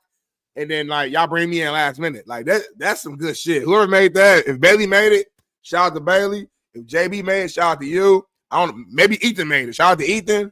Derek with the wrench. Whoever made it, shout out to all y'all. That's gangster, homie. You want to talk about any of these guys? Because this ain't the lineup yet. Like we're not even done yet. This is just who's gonna be on during the season, of course. But there's more people to be added, of course. We have a current player, Smitty's main man, Sheldon Day, plays for the Commanders. We'll have him on every Tuesday, their off day. All thing Washington Commanders, yep. Coach Cheverini will be on every Monday, right after Matt McChesney. And then we got, of course, Steve Tuesday, Thursdays, Sean King. And we got E-Dub Mondays, Eric Weddle, Super Bowl champ. We got Lauren Conlon, of course, going to join us during the season. We got Dr. Jesse Morris. Don't forget Dr. Jesse Morris. We're one of the only shows that has a doctor on our show. Come on now. Sheena Quick going to come on, talk Panthers and Bryce Young. You know what I mean? We got so many different people. We don't even know where to go yet. We got other guys, too. We got, a Hall of Fame chaser. And Mark Clayton, he'll be joining the show, and Coach Fred will gonna pop in, and we got like I'm working on getting Shady McCoy to come on, talk Eagles a couple times throughout the year, and football's close. Football's close. We're gonna get Mina Kimes and all these different people, man. Yeah. So I'm working on getting my homegirl Elle Duncan on a couple episodes, and Elle Duncan. Coach Mazzoni, Mazzoni, of course, you know that. I love Mazzoni. Like he talks ball. That's one of my favorite guys. He talks ball. Ain't no bullshit. He got the coach's voice. All right, guys, let's get together, man. I need base. All right, line up, strong right. Let's get it going. Okay, shot. Let's get it going. Like it's real football when he gets on. I love it. Yeah, we got a load of shows. Shane Gillis. We're gonna have all these motherfuckers on. Coach Limbo gonna hop on. The nobody comedian from yesterday. Like all kind of motherfuckers, man. We're gonna have on the broad. But anyway, let's get the good one or the bad one. Good one. So the crib later. Let's get this thing going. We got you got the number? We got let's see. Yeah. I got to put it for myself. All right, cool. Let's get into this topic real quick. What we got? I couldn't depend on you to ask you for it. I was like, let me get it myself. Let's dive into a lot of things. Pause. The first thing is Tyreek Hill. What do you got for you? Okay. What's going on with Tyreek? I respect it. I would appreciate it, but I just didn't want to ask. I want to show you I can do it myself. Let's get it. Let's do the respect that. I mean, he's doing a good job in spin game. I think she fuck with you too, heavy. She actually mentioned you was married. Let's do you got Tyreek Hill? Private conversation. We're just saying it live. I don't know if you know we're live. We got Tyreek Hill. Tyreek Hill is in the news. Take a look. Take Devon out on third down. That motherfucker. What?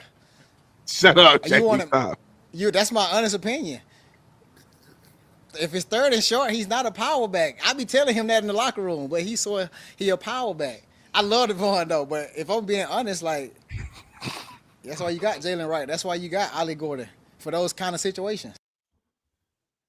So he was just taking like a friendly jab at his teammate, saying in third and short, like, how can we improve? He said we gotta stop giving the ball to is it H-N or whatever. He said stop giving it to H-N. He said like he's not a power back. Like we got to switch it up. So I think H-N responded to jokingly or whatever to him. So it's one of those things where it's laughing but serious. Like he's like trying to joke, but he's also being honest. Like H-N is not a third and short guy.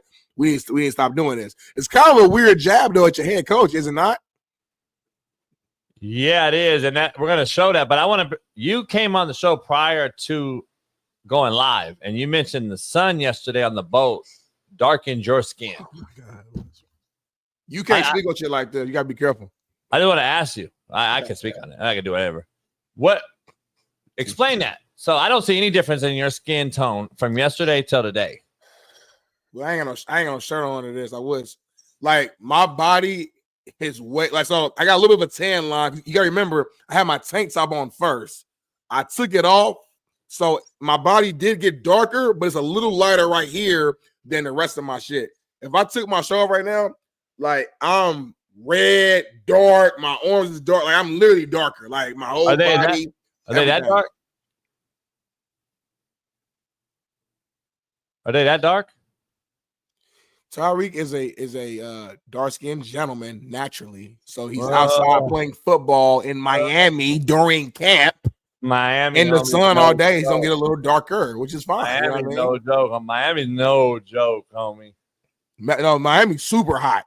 Yeah, that motherfucker is no joke. But Mel, I mean, we love that, homie. Melanin skin, like your people, y'all want to get darker. Like your people. Y'all literally got tanning salons and go get tan and go outside to get darker. I got no respect because the fake tan shit with the white girls, I don't fuck with that. You don't like that for real? No, fuck no. I hate that tan shit. I don't like the spray tan. That shit be rubbing off on the sheets and the the clothes. That'd be weird. Rub it off on the sheets? Yeah, like the material, like the shit, like it be all over. What sheet? Like how? Like their sheets. Like they talk about it, and like the homies who sleep with them, they talk about it. Like, what do you mean? I got homies who date white girls. Your wife tans? No, what? Oh, how'd you know about the sheets? I don't know. Anyway. I wasn't born yesterday, homie. I still know what the fuck goes on. You know about a lot of shit that you know a lot. You know a lot of gay shit. You ain't gay. People are asking about how you knew about the sheets. That's all. But anyway. Let's dive into Coach McDaniel's response to Tyreek Hill in that Florida Sun. Take a look. I thought it was genius reporting by Tyreek, seeing how we had a short yardage period that very day that you guys were in attendance for, and his suggestion was, I guess, congruent with Coach Studesville. That's exactly how we repped the backs in that short yardage period that very day, but. We thought it was funny that he reported the news that wasn't news on that practice day in that short yardage period that you guys were all there too for. What a leader. Oh, man. Smitty, what a leader. Stop capping. The fearless leader for the Miami Dolphins. Capping. Like, we got to be honest. There's no difference between him and Caleb Williams. There's no difference between Caleb Williams and this cat. Let's be honest. Caleb Williams and Mike McDaniel are exactly the same human, and this is the era that I refer to commonly. I keep referring to this era, not the generation of age, the era. We are trapped in the little boys painting their fingernail era, and fucking white moms. The era is ruined, and the society that I see today has ruined y'all. This era has ruined it. And y'all, this time I mean society. So society is being ruined by this era. Head football coach in the NFL that sounds like this. Quarterback that has his painted nails on the ball. Pause. That gives guys on his team premonitions that they want to fuck. We have a major issue, people. Sorry, not sorry, but I'm just saying. Like, think about it. Like, come on, homie. Smitty, come on, homie. Like, think about it. Like, Mike McDaniels walks in with skinny jeans, vaping and shit. And motherfucker, like a D lineman, look at that motherfucker. Look at this motherfucker. Like he gives me I'm gonna be honest, homie. He gives me a very like a female vibe with those glasses and the wavy hair. And then he wears the yoga pant. And you're the head coach, homie? Like, let's be real. Like, a certain motherfucker, like Carl Nassib walk in that motherfucker, like, he may want to fuck. I'm gonna keep it real. There's no way you wanted to fuck Bill Parcells. Fucking Mike Tomlin. Motherfucking real coach. Why are you talking about these grown-ass men wanting to fuck each other, homie? Walk in, what are we talking about, yeah, homie? we walk in, motherfucking, I'm on the podium like, motherfuck that motherfucker. Tyreek, shut your motherfucking ass up. There's no thought of a guy walking in like, There's no thought of it now. This shit is. Oh, there is. This is unbelievable that this is happening right now. There really is a thought of it, though. This is unbelievable. Like, how you know that? Like, be real, homie. There's a thought you of saying it. like it's a fact. Like, you know it's a fact. You know it. There's a thought of it, though. Yeah. We don't know who's in the league anymore. We don't know who's in the league anymore. Smitty, what? There's a reason why. What? Fuck, homie. Did we just fucking break the case? Hold up. Did we just break the case? What? Tell me, did we? Why does Christian Watkins leave Miami?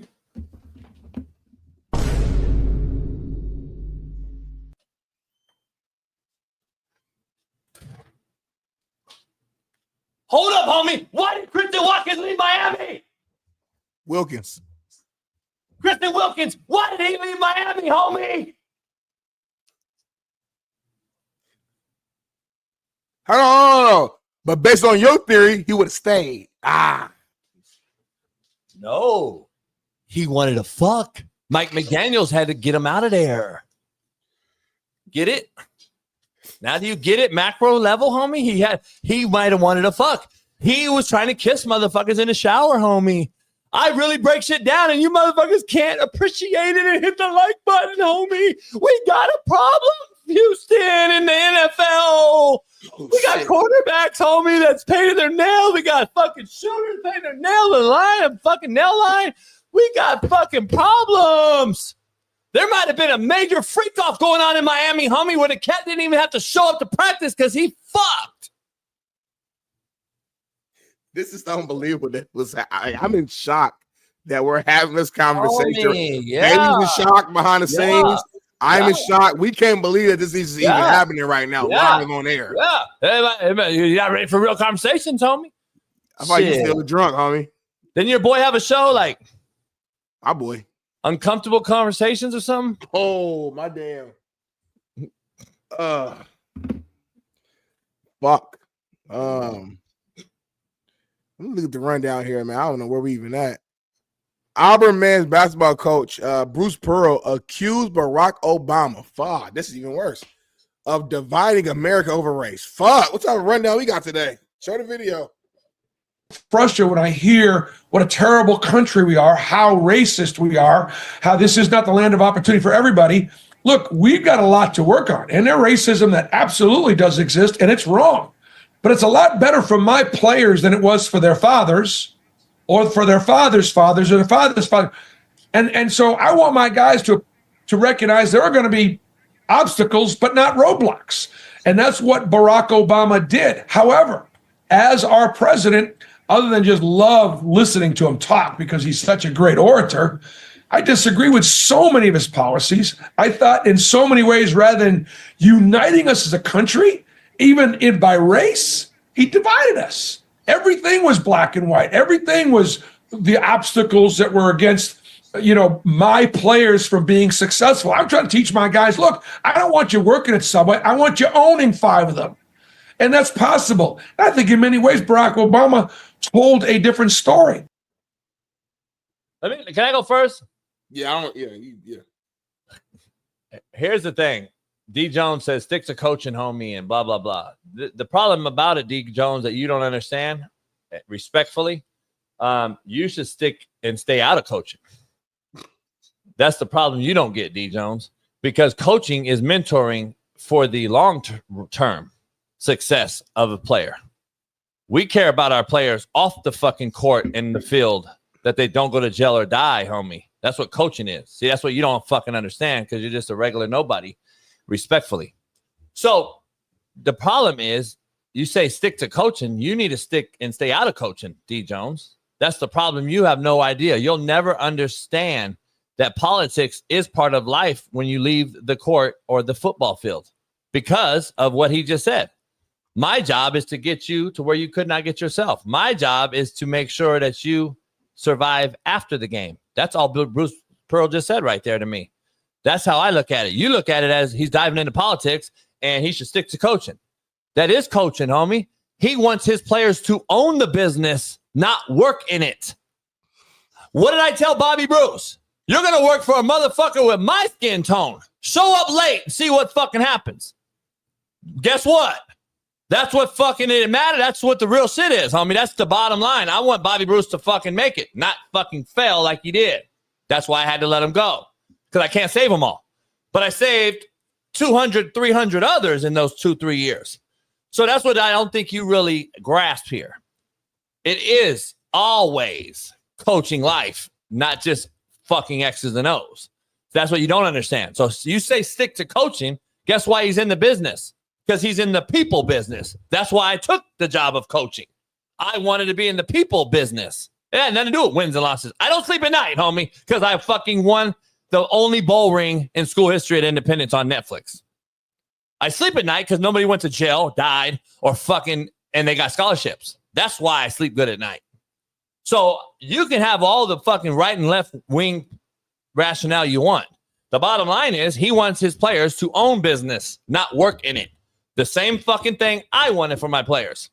Regardless, black, white, red, I don't give a fuck what color they were. I wanted them to own McDonald's, not work at McDonald's. There's a huge difference. So when you say stick to coaching, it sounds real ignorant because that's what coaching is. Mentoring and getting them to where they could not get themselves. So I don't think you understand, D. Jones. And then you doubling down on it, even you look more ignorant. So it is what it is. Smitty, I don't know what your take was, but I think we take. I don't know, it just feels random that we're talking about Obama as a president. He ain't been president in such a long time. It just seems random. But yeah, I mean, I don't know. He has an opinion. He disagrees with him. That's fine. That's politics. That's the world we live in. You don't have to agree with everything. Every way a president moves or a politician moves, and I respect him having his own opinion. Bruce Pearl's, legit coach, good coach, well known. But Smitty, you had coaches that I would argue, and I don't know, but I would argue at Ball State, more than 50% of your 4 years there, 5 years, whatever you did on that scholarship, was more about other shit than football. I would argue it was at least 50 or more percent. I would argue in JUCO, it's 85%. In JUCO, it's 85% other shit. It's connected. So it's like, even when it is football shit, it's also life shit at the same time. You know what I'm saying? Like a lot of the post practice speeches, yeah, we talk a little bit of football, but it's like, to your point, it's about how that what you learn on the field is going to translate to the real world. So you're right about that. Yeah, if you play sports, there's no argument with that.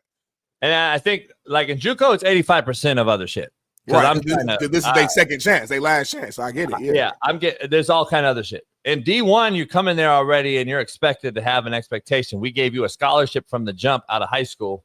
You are coming here, whether you learn as a freshman or not, you're going to learn through this thing. And that's our, your expectation level is different for a kid that's qualified academically, did all the things right in high school, passed the test, didn't fuck up and lose a scholarship. He went right to Alabama, right to Ball State, right to Ohio State. There's a difference. Now, the guy that goes to Ohio State and then fucks up and comes back to me in JUCO, now my job is 85% to get him back to that level. And to get him back to that level, I have to fix everything he did to get kicked out of that level. Right. So there's a whole nother different ballgame. So that's the difference, and that's what Bruce Pearl is doing. And anyone you know that knows Bruce Pearl will tell you that's what he does. More than 50%. It's X's and O's on this side, and then it's teaching life skills on this side. And that's what I respect Bruce Pearl for. And can he get the big thing done and win it all and all that stuff? He's knocking at the door, right, as one of these guys, but hasn't got over the hump yet. So we look at him as a great coach right now, but hasn't gotten the thing done. So then they look at him as now it's political because he made a political statement about what Obama did. Now, I don't know why he brought up Obama. I don't know the discussion of the show. Yeah, I don't know what led to it. I know they're on Outkick, and I know what that platform's about. And like you said, the clip, we don't know. They clip shit. Right. So we don't know the whole discussion, but yeah, you go on Outkick because you're probably right-leaning. Yeah. So yeah, it's like you go on CNN, you're probably left-leaning. Right.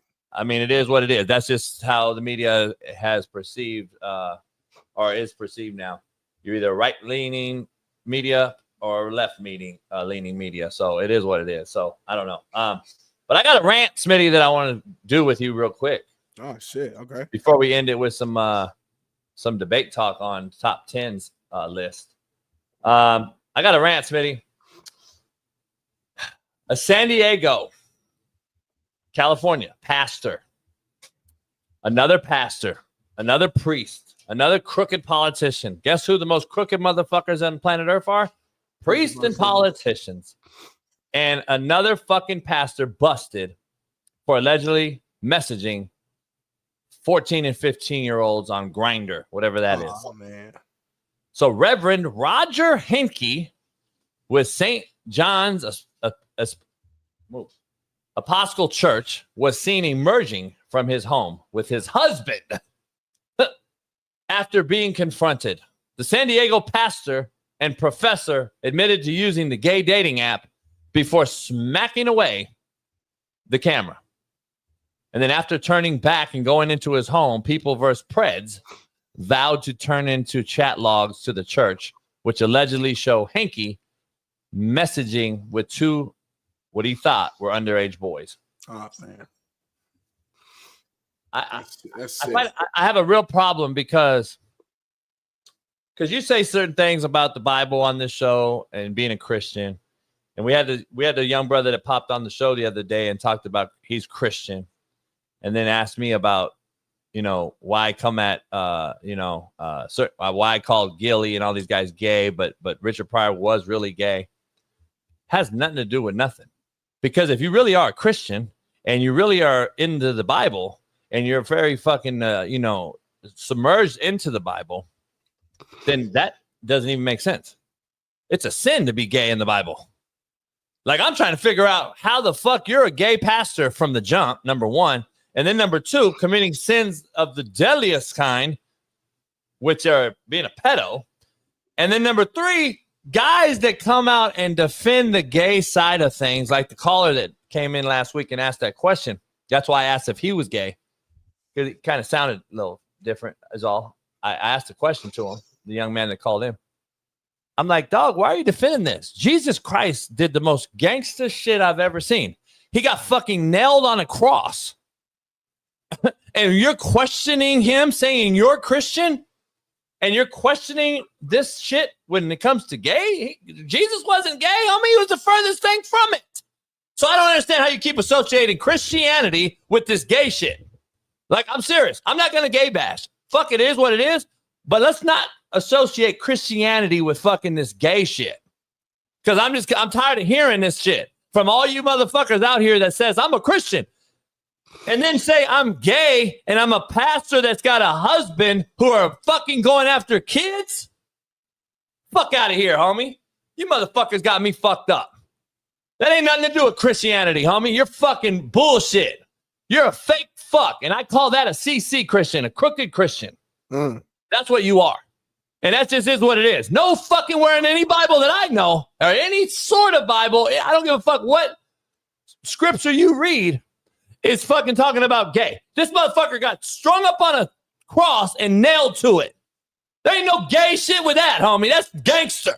I don't know about you, but I'm sure tired of hearing about the Christians defending gay. That's fucking bullshit. So I'm just tired of hearing about it. So don't call in no more asking me no gay shit and say you're a Christian, motherfucker. You ain't. You sounded gay, by the way, the motherfucker that called in.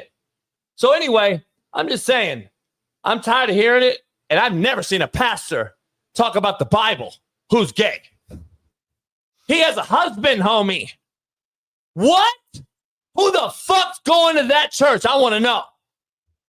I want to know who's going to that church and actually putting money in the kitty for that guy who's married to a dude.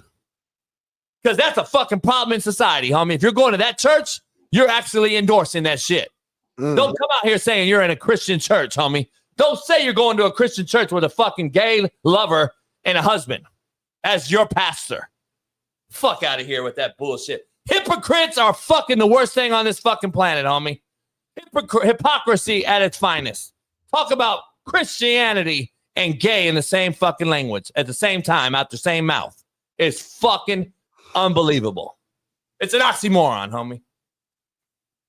Oxy-fucking-moron. I'm just tired of hearing about Christianity, and then you talk about it's okay to be gay. It's okay to be a husband. It's okay to go after my fucking 14-year-old son. Motherfucker, I'm smoking sick. your ass. That's sick. If you the parents of those kids, too, well, in this situation, he thought it was 15-year-olds, right? But they really were adults who caught him. Is that the situation? Yeah. Yeah, it wasn't really kids, luckily. It was, but Yeah, he thought it they- was. yeah, because he got to some kids. He got to some kids on whatever Grinder is. He got to some kids. Got you. And then they got whatever that guy that goes around and catches a lot of these motherfuckers. Shout out to him. They got the motherfucker and found him. And by the way, this ain't the first motherfucker. If you've noticed over the last few years, there's a bunch of how many fucking grooming ass pastors and priests have we seen get cracked? And then they claim Christianity on the other side. Like, I'm tired of hearing about it, homie. That shit is disgusting. It's fucking appalling. It's fucking slapping the real Christians' faces. And this ain't what the Christian fucking church was built on. Sorry. Jesus was on a fucking cross like a gangster getting fucking drilled into the fucking thing by nails. And you want to associate that with gay. Fucking unbelievable, homie. The hypocrisy is fucking unbelievable. So I was going to do that to that guy that called in the other day, but I didn't want to fucking cook his ass live. So I'm cooking him now, though. Don't call in here and mention Christianity with me and talk about why don't you talk about why are you so harsh with gays? Makes no fucking sense. Makes zero sense. I'm harsh on gays because Jesus hung on the fucking cross and got nailed in, homie. That's why. My only thing I'm going to add to that, though, is that in the Bible, though, it also says that all sins are equal. So okay, being gay is a sin. But also cheating on your wife is a sin, or cheating on your husband is a sin, or lying, or killing, or so people who have done that. There's people who do that who claim they're Christians as well. So I guess my only thing is that, God always says, "Come as you are," and I think we all fall short of His greatness. I don't know what Bible you're getting that out of. You could call me. A hypocrite or whatever, because like I sin in I'm not gay, but I sin. I've done things I shouldn't do. I've done wrong before, but again, I try to be better and try to learn more about him and try to be as close to him as possible. So only reason why I'm saying that is I'm not trying to defend it. I'm just saying all sins are equal is what we've always been taught as Christians, is what I'm trying to say. So like as humans, we look at it differently. If we're being real, we look at certain things. It's like, well, I don't look at somebody lying to be the same thing as somebody assaulting somebody, whatever the case may be. I get it, but I'm just saying the way we've always been taught as Christians that all sins are equal. So that's the only reason I'm throwing that out there. So. Yeah, but committing sins is what I think you're reading. I think committing a sin is equal. Like committing the sin is actually what I know from the Bible is equal. Like, but I don't know if you continue to live with it. Right. No, that's fair. Like it's a difference between like like if I fuck up today and do something versus living a lifestyle of it. I got you. It's different. So that I don't think that's fair. Equal. So my point is that's just what I know. But I'm saying, like, all I'm saying is the Bible also in there, it says that marriage is with a man and a woman. Oh, yeah, 100%. It literally says that. Yeah. So it literally says that in the Bible. So I'm trying to figure out how a pastor who preaches the word is married to a man. Yeah, I've never seen it before in my life. And that's why this shit is ridiculous. Like, this shit is unbelievable. And I don't know all things of fucking the Bible. And I'm not. Yeah, but no, that right there, I mean, that's just common sense, though. Like, I've never seen that in my life. Yeah, what a fucking we did. Now I've seen again. I've known people who are gay or lesbian come to church. That's different. Like as a church, you're not going to stop somebody from coming to church. Like so when I said come as you are, that's what I mean. Like whatever baggage, whatever you have, you're going to be welcome to come to church. But yeah, the pastor, I've never seen or known for the leader of the church, the pastor, to be that. I've never seen it in my life. So that's crazy.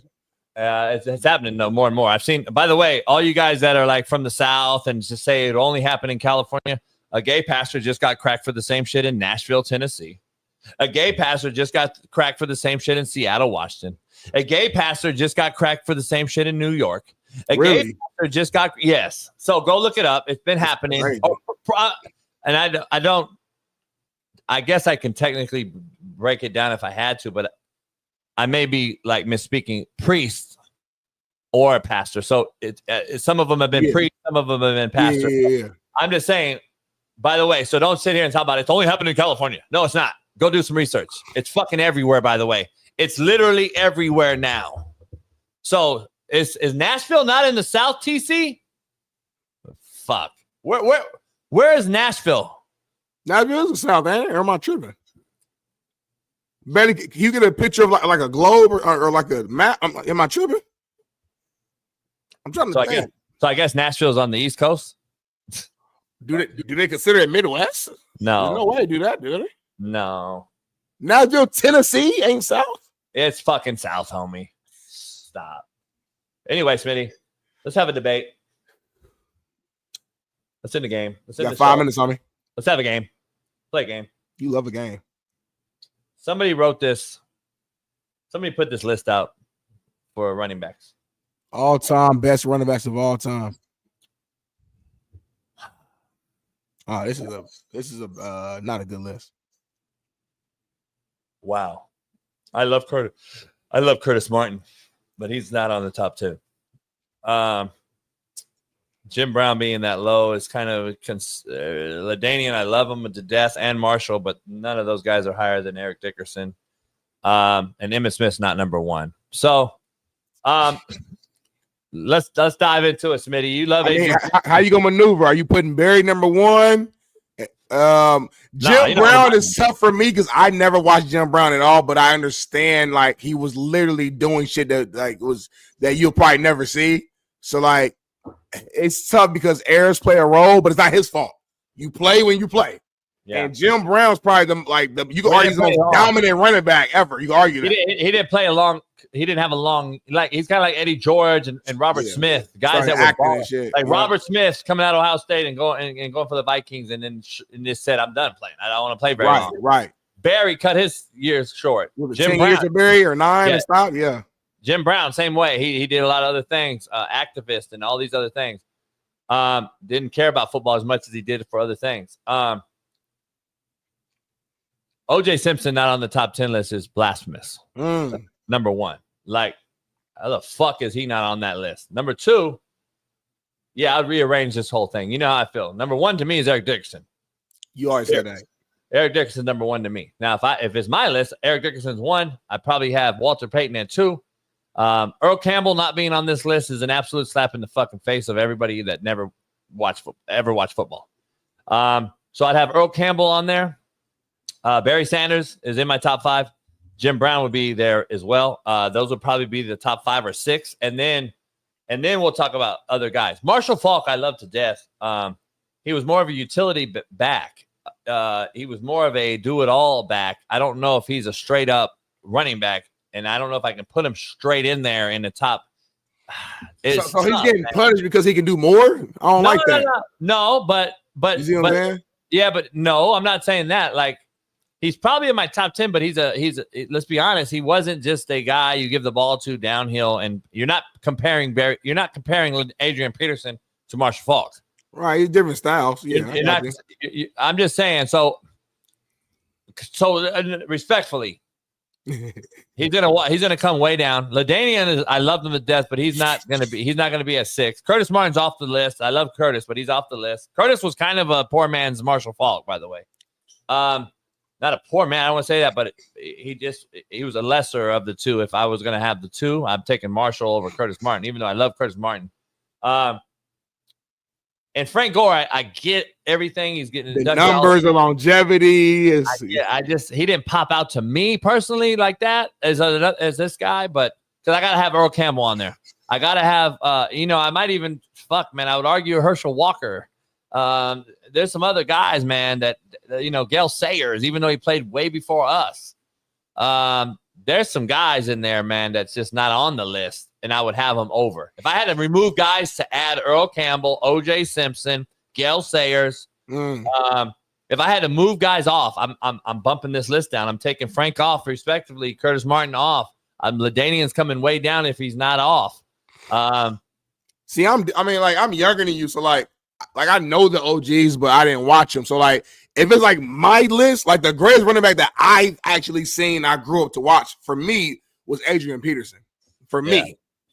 But I also know that he's probably historically you're not going to put him above like a Jim Brown or probably a Barry. But what Adrian did, like his style of run, he ran so fucking hard and physical, and he cut so quick. I mean, 2,000-yard rusher, came back better after he got hurt. Like, people forget, I think, how great Adrian was. Nasty, and he was carrying those teams too. Like, and this was during a time where like you knew he was getting the ball 35 times and you couldn't stop it, and he would lead them to the playoffs. So like for me, he's the best running back for me. I don't know if AAP cracks my top 10. To be honest, Adrian Peterson. Yeah, I don't know if he cracks my. There's top no 10. way he don't crack your top 10. I would challenge you that you couldn't name 10 running backs better than him. You can't. I would challenge you that. Like I'm saying, I'm just telling you, if I move up OJ, who I have all day over Adrian Peterson, if I move him up, 2,000 yards in 13 games, Smitty. Stop. Nobody want to talk about what he did. If I want to add him, Earl Campbell. If you don't know about Earl Campbell, you guys need to go see Earl Campbell play before you can even talk about not having him on this list. Is blasphemous. Herschel Walker, I'm probably putting in there. Bo Jackson, who I think is the greatest running back of all time, didn't play long enough. So that goes into it. So he's not on my list. I'm telling you. All right, that's part of it. I'm just breaking that down. That's why Dickerson's to be honest, the fastest, the most physical, the freaking nature we never saw. He's like a Zion Williamson or LeBron in basketball. He's that guy that no one's seen. That was Bo Jackson, but he got hurt, so I can't have him on the list. Barry's obviously there. And he's in the discussion of 1 through 3 or 4. I think on everybody's list that talks football, I think you'll argue Barry's from 1 to 3 or 4 crazy on anyone's list. OJ not on the list though is absolutely fucking appalling to me. Now that's what I'm saying. I'm taking maybe Frank, Curtis, LaDainian, Marshall, and Adrian Peterson and bumping them way down. And some of those guys got to come off the list to put Earl Campbell on there, Walker on there, OJ on there. That's 3 guys. Gale Sayers is 4 guys. So I'm just saying, see, we shake our head and dismiss things that we've never seen though. Yeah. That's not fair either, Smitty. Even though you're right. You can say it's fair that I grew up and getting to see Adrian in his prime, along with I saw Emmett in his prime. I saw Walter basically in his prime. I saw Dickerson in his prime. I saw LaDainian in his prime. I saw Marshall in his prime. Adrian was a bad motherfucker. I saw Barry Sanders in his prime. Jim Brown, I did not see in his prime. Do you think Emmitt Smith is better than Adrian Peterson? Not as a pure runner, no. Okay, but I bet you got Emmitt on your list, don't you? But because you got to because of numbers.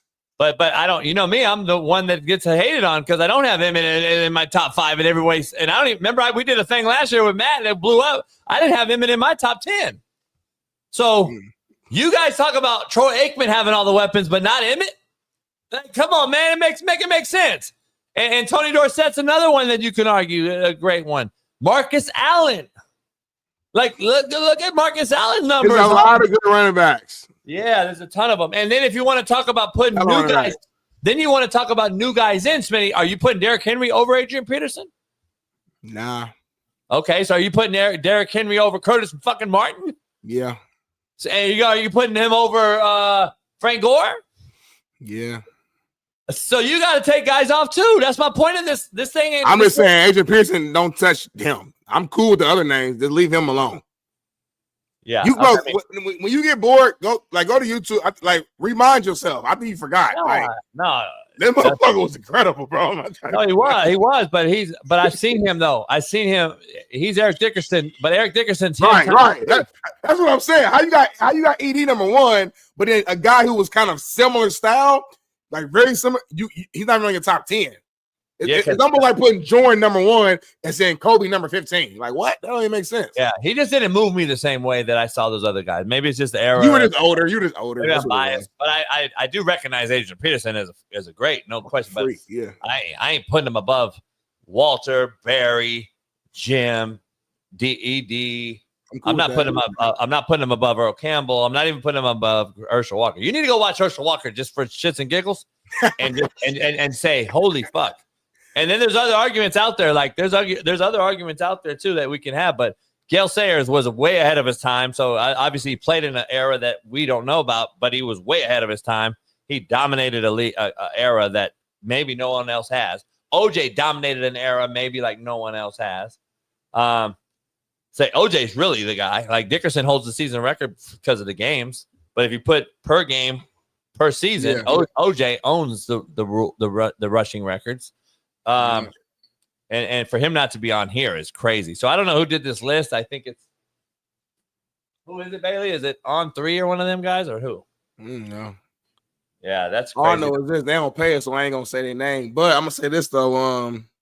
I might have to make my own like top 10 list of what I grew up watching. Well, we'll have that all season. You know that. We'll have that all season. Yeah, I'm gonna do like my list though. Like, and a lot of OGs gonna be on there only because I didn't watch them. Like, I know about them because I'm a football head, but you know what I'm saying? It's different when you grew up and watched them. It's just different.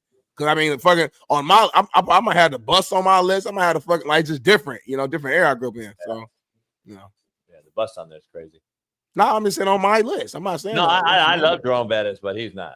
On my list. I'm saying he might be on there. No, yeah. That's why I say that's why we do our list. Yeah, that's why we do our list, by the way. Of our opinion, I used to have to tell the chat all the time. That's why we do our list. It's my list. It has nothing to do with right or wrong.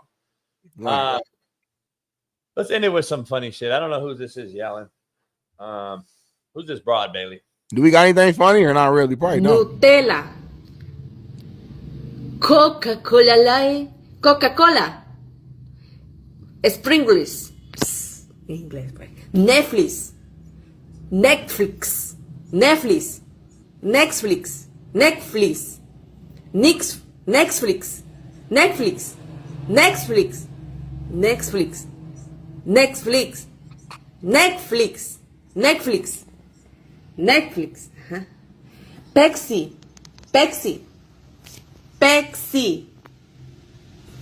Señora, véndame un Pepsi. Señora, véndame un Pepsi. Señor, véndame Pepsi. Pepsi. Pixie. Ay, no. Cola Pepsi. Huh? TikTok. Huh? Kentucky Chicken. Kentucky Chicken.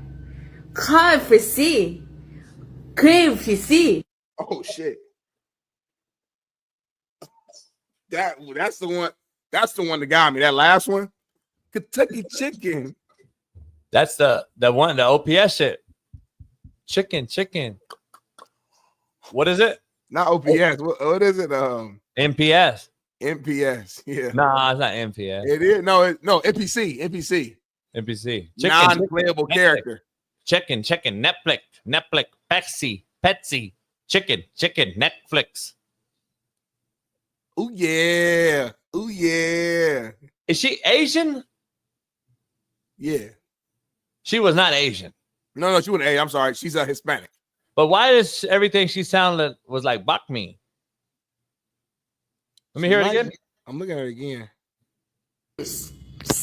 English. Netflix. Netflix. Netflix. Netflix.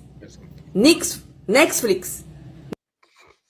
She might be Filipino, I was thinking though, too.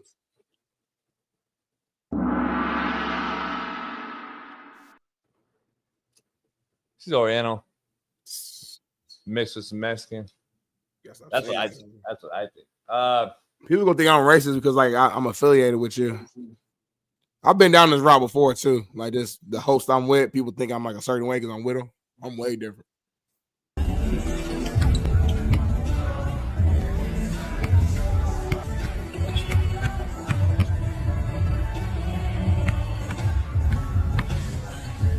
I love the little skip I just saw, the little jump cut, because they be heavy and shit.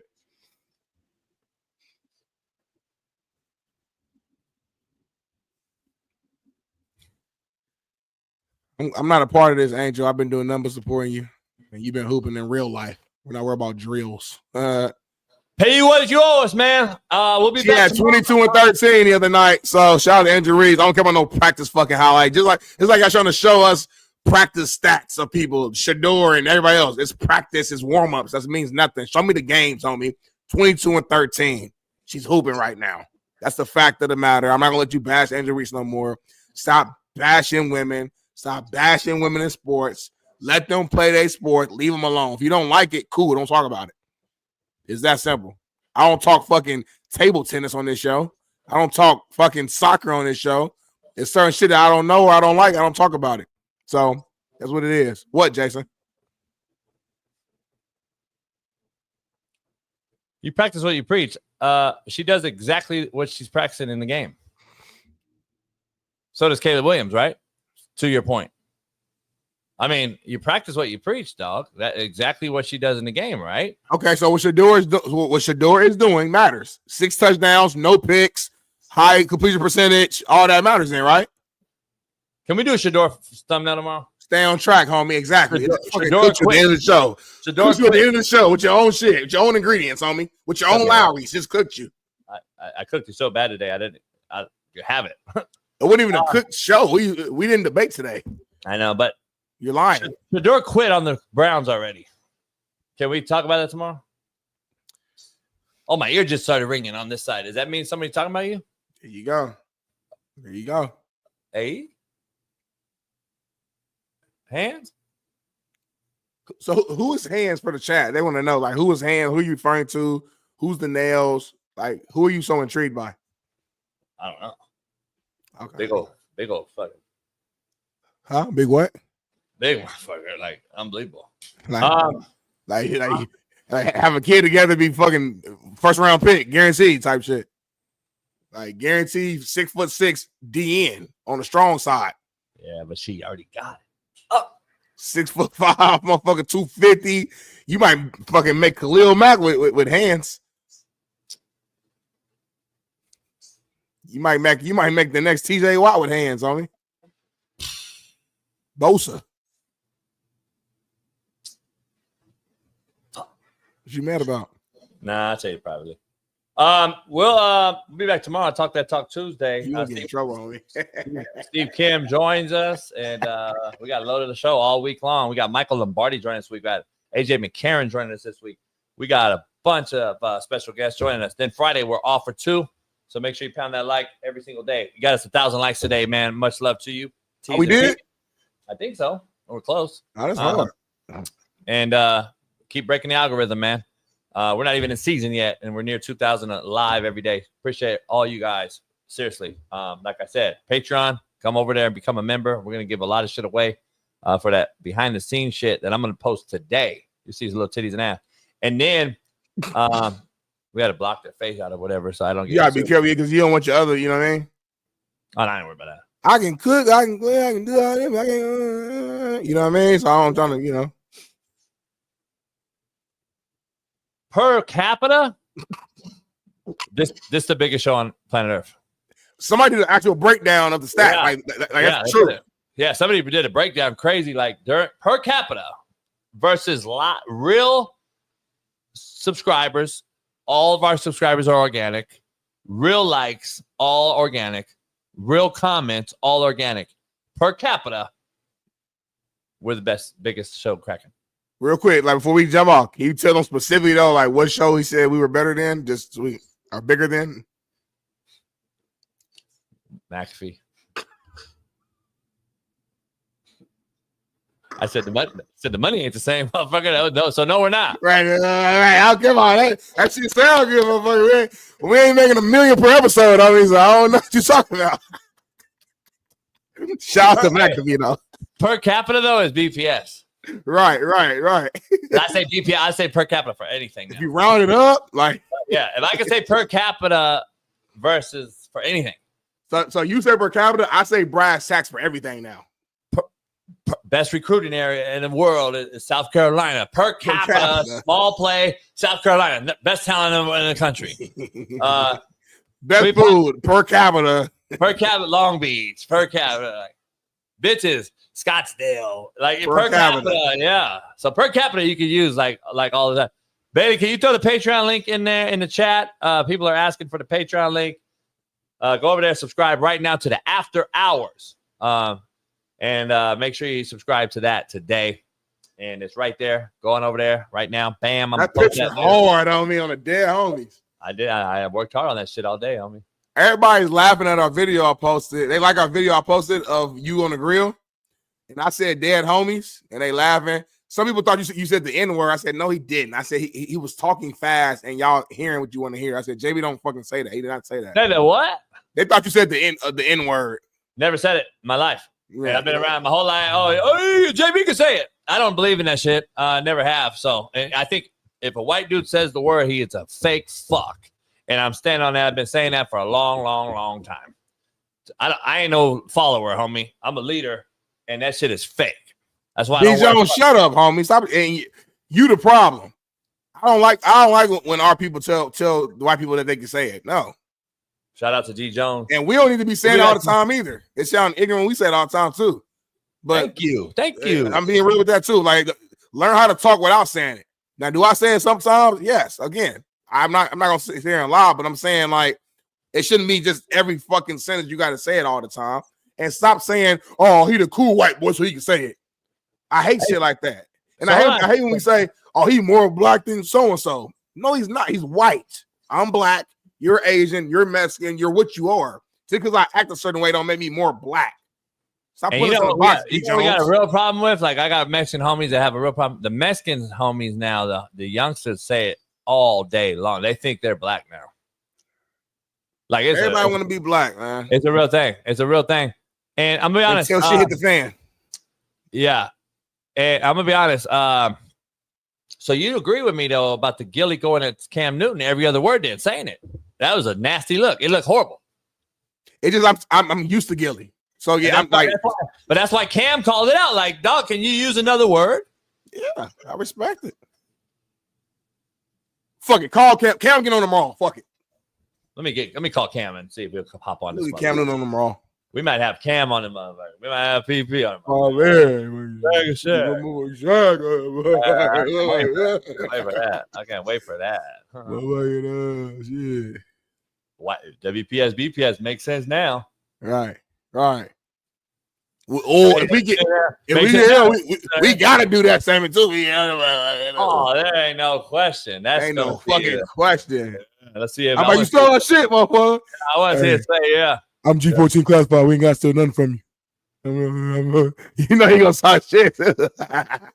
Hey, Paris, get that Samaki Walker clip cut, please, ASAP. Rocky. Because that what he said about T-Mac and shit, that shit gonna hit. Smitty, notice space. We're gonna be back tomorrow. It's Talk That Talk Talk Tuesday. I ain't good at it. But you was like a nobody.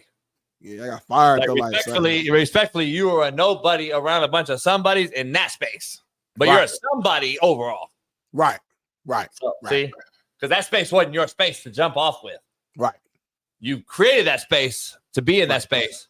But you were nobody behind the scene doing all the grunt work that nobody knows. Heard my voice and shit. Yeah. Yeah. So that's why you were easy to let go, like you and old girl and all them. You know what I mean? They just blocked me from who's old girl? Huh? They just blocked me from I no longer can run the account no more. Like I'm fired for real now. So you sat next to me on the deck while some other people were in the water yesterday. Who's in the water? Some other people. And you and I were sitting on the deck, swim deck of my yacht. Yeah. And you had your feet in the water at one point. I did. And then you pulled them out and got on to the day bed area. Why? Yep. Why did you do that so quickly? Because I was sitting there chilling. We were talking. It was a good vibe. I'm just like, man, this is an incredible day. And I snapped back to my blackness. And I was like, you know what? A few minutes ago, the waves got crazy and the boat and the yacht was really rocking. So I was starting to think to myself, like, Smitty, worst case scenario, what could potentially occur? I said, well, if it gets wavy, Big Smitty, you could fall over into the water. So I thought, like, I don't want to fall in this water and die and drown. So I'm going to get my black ass up and get on the day bed because it's a safer situation. So that's what occurred. And the chat is hilarious. I should have did that, huh? But nah, because then I messed my money up. So I need all my money. Anyway, we'll be back tomorrow. Talk That Talk Tuesday. Unpaved, Sean Salisbury later on in about 45 minutes. Come on over there on Rumble. Rumble. Pound the like, man. Again, much love to you all. You guys go on over to Patreon today. Become a member of After Hours. And if you haven't membered up here, member up. Discord, new Discord. New Discord, too. Make sure the link is on the old Discord. Check it out. Go over there because Smitty and I are going to live in there during this football season. Yeah, send me the link so I can get in there. And make this thing a real thing. And the CoachJBStore.com. New merch is out. We'll be back tomorrow for Talk That Talk Tuesday on the realest show on planet Earth. For Bailey in the back, Craig Larson, Smitty, and I. We'll see you tomorrow. Paris, you too. Peace.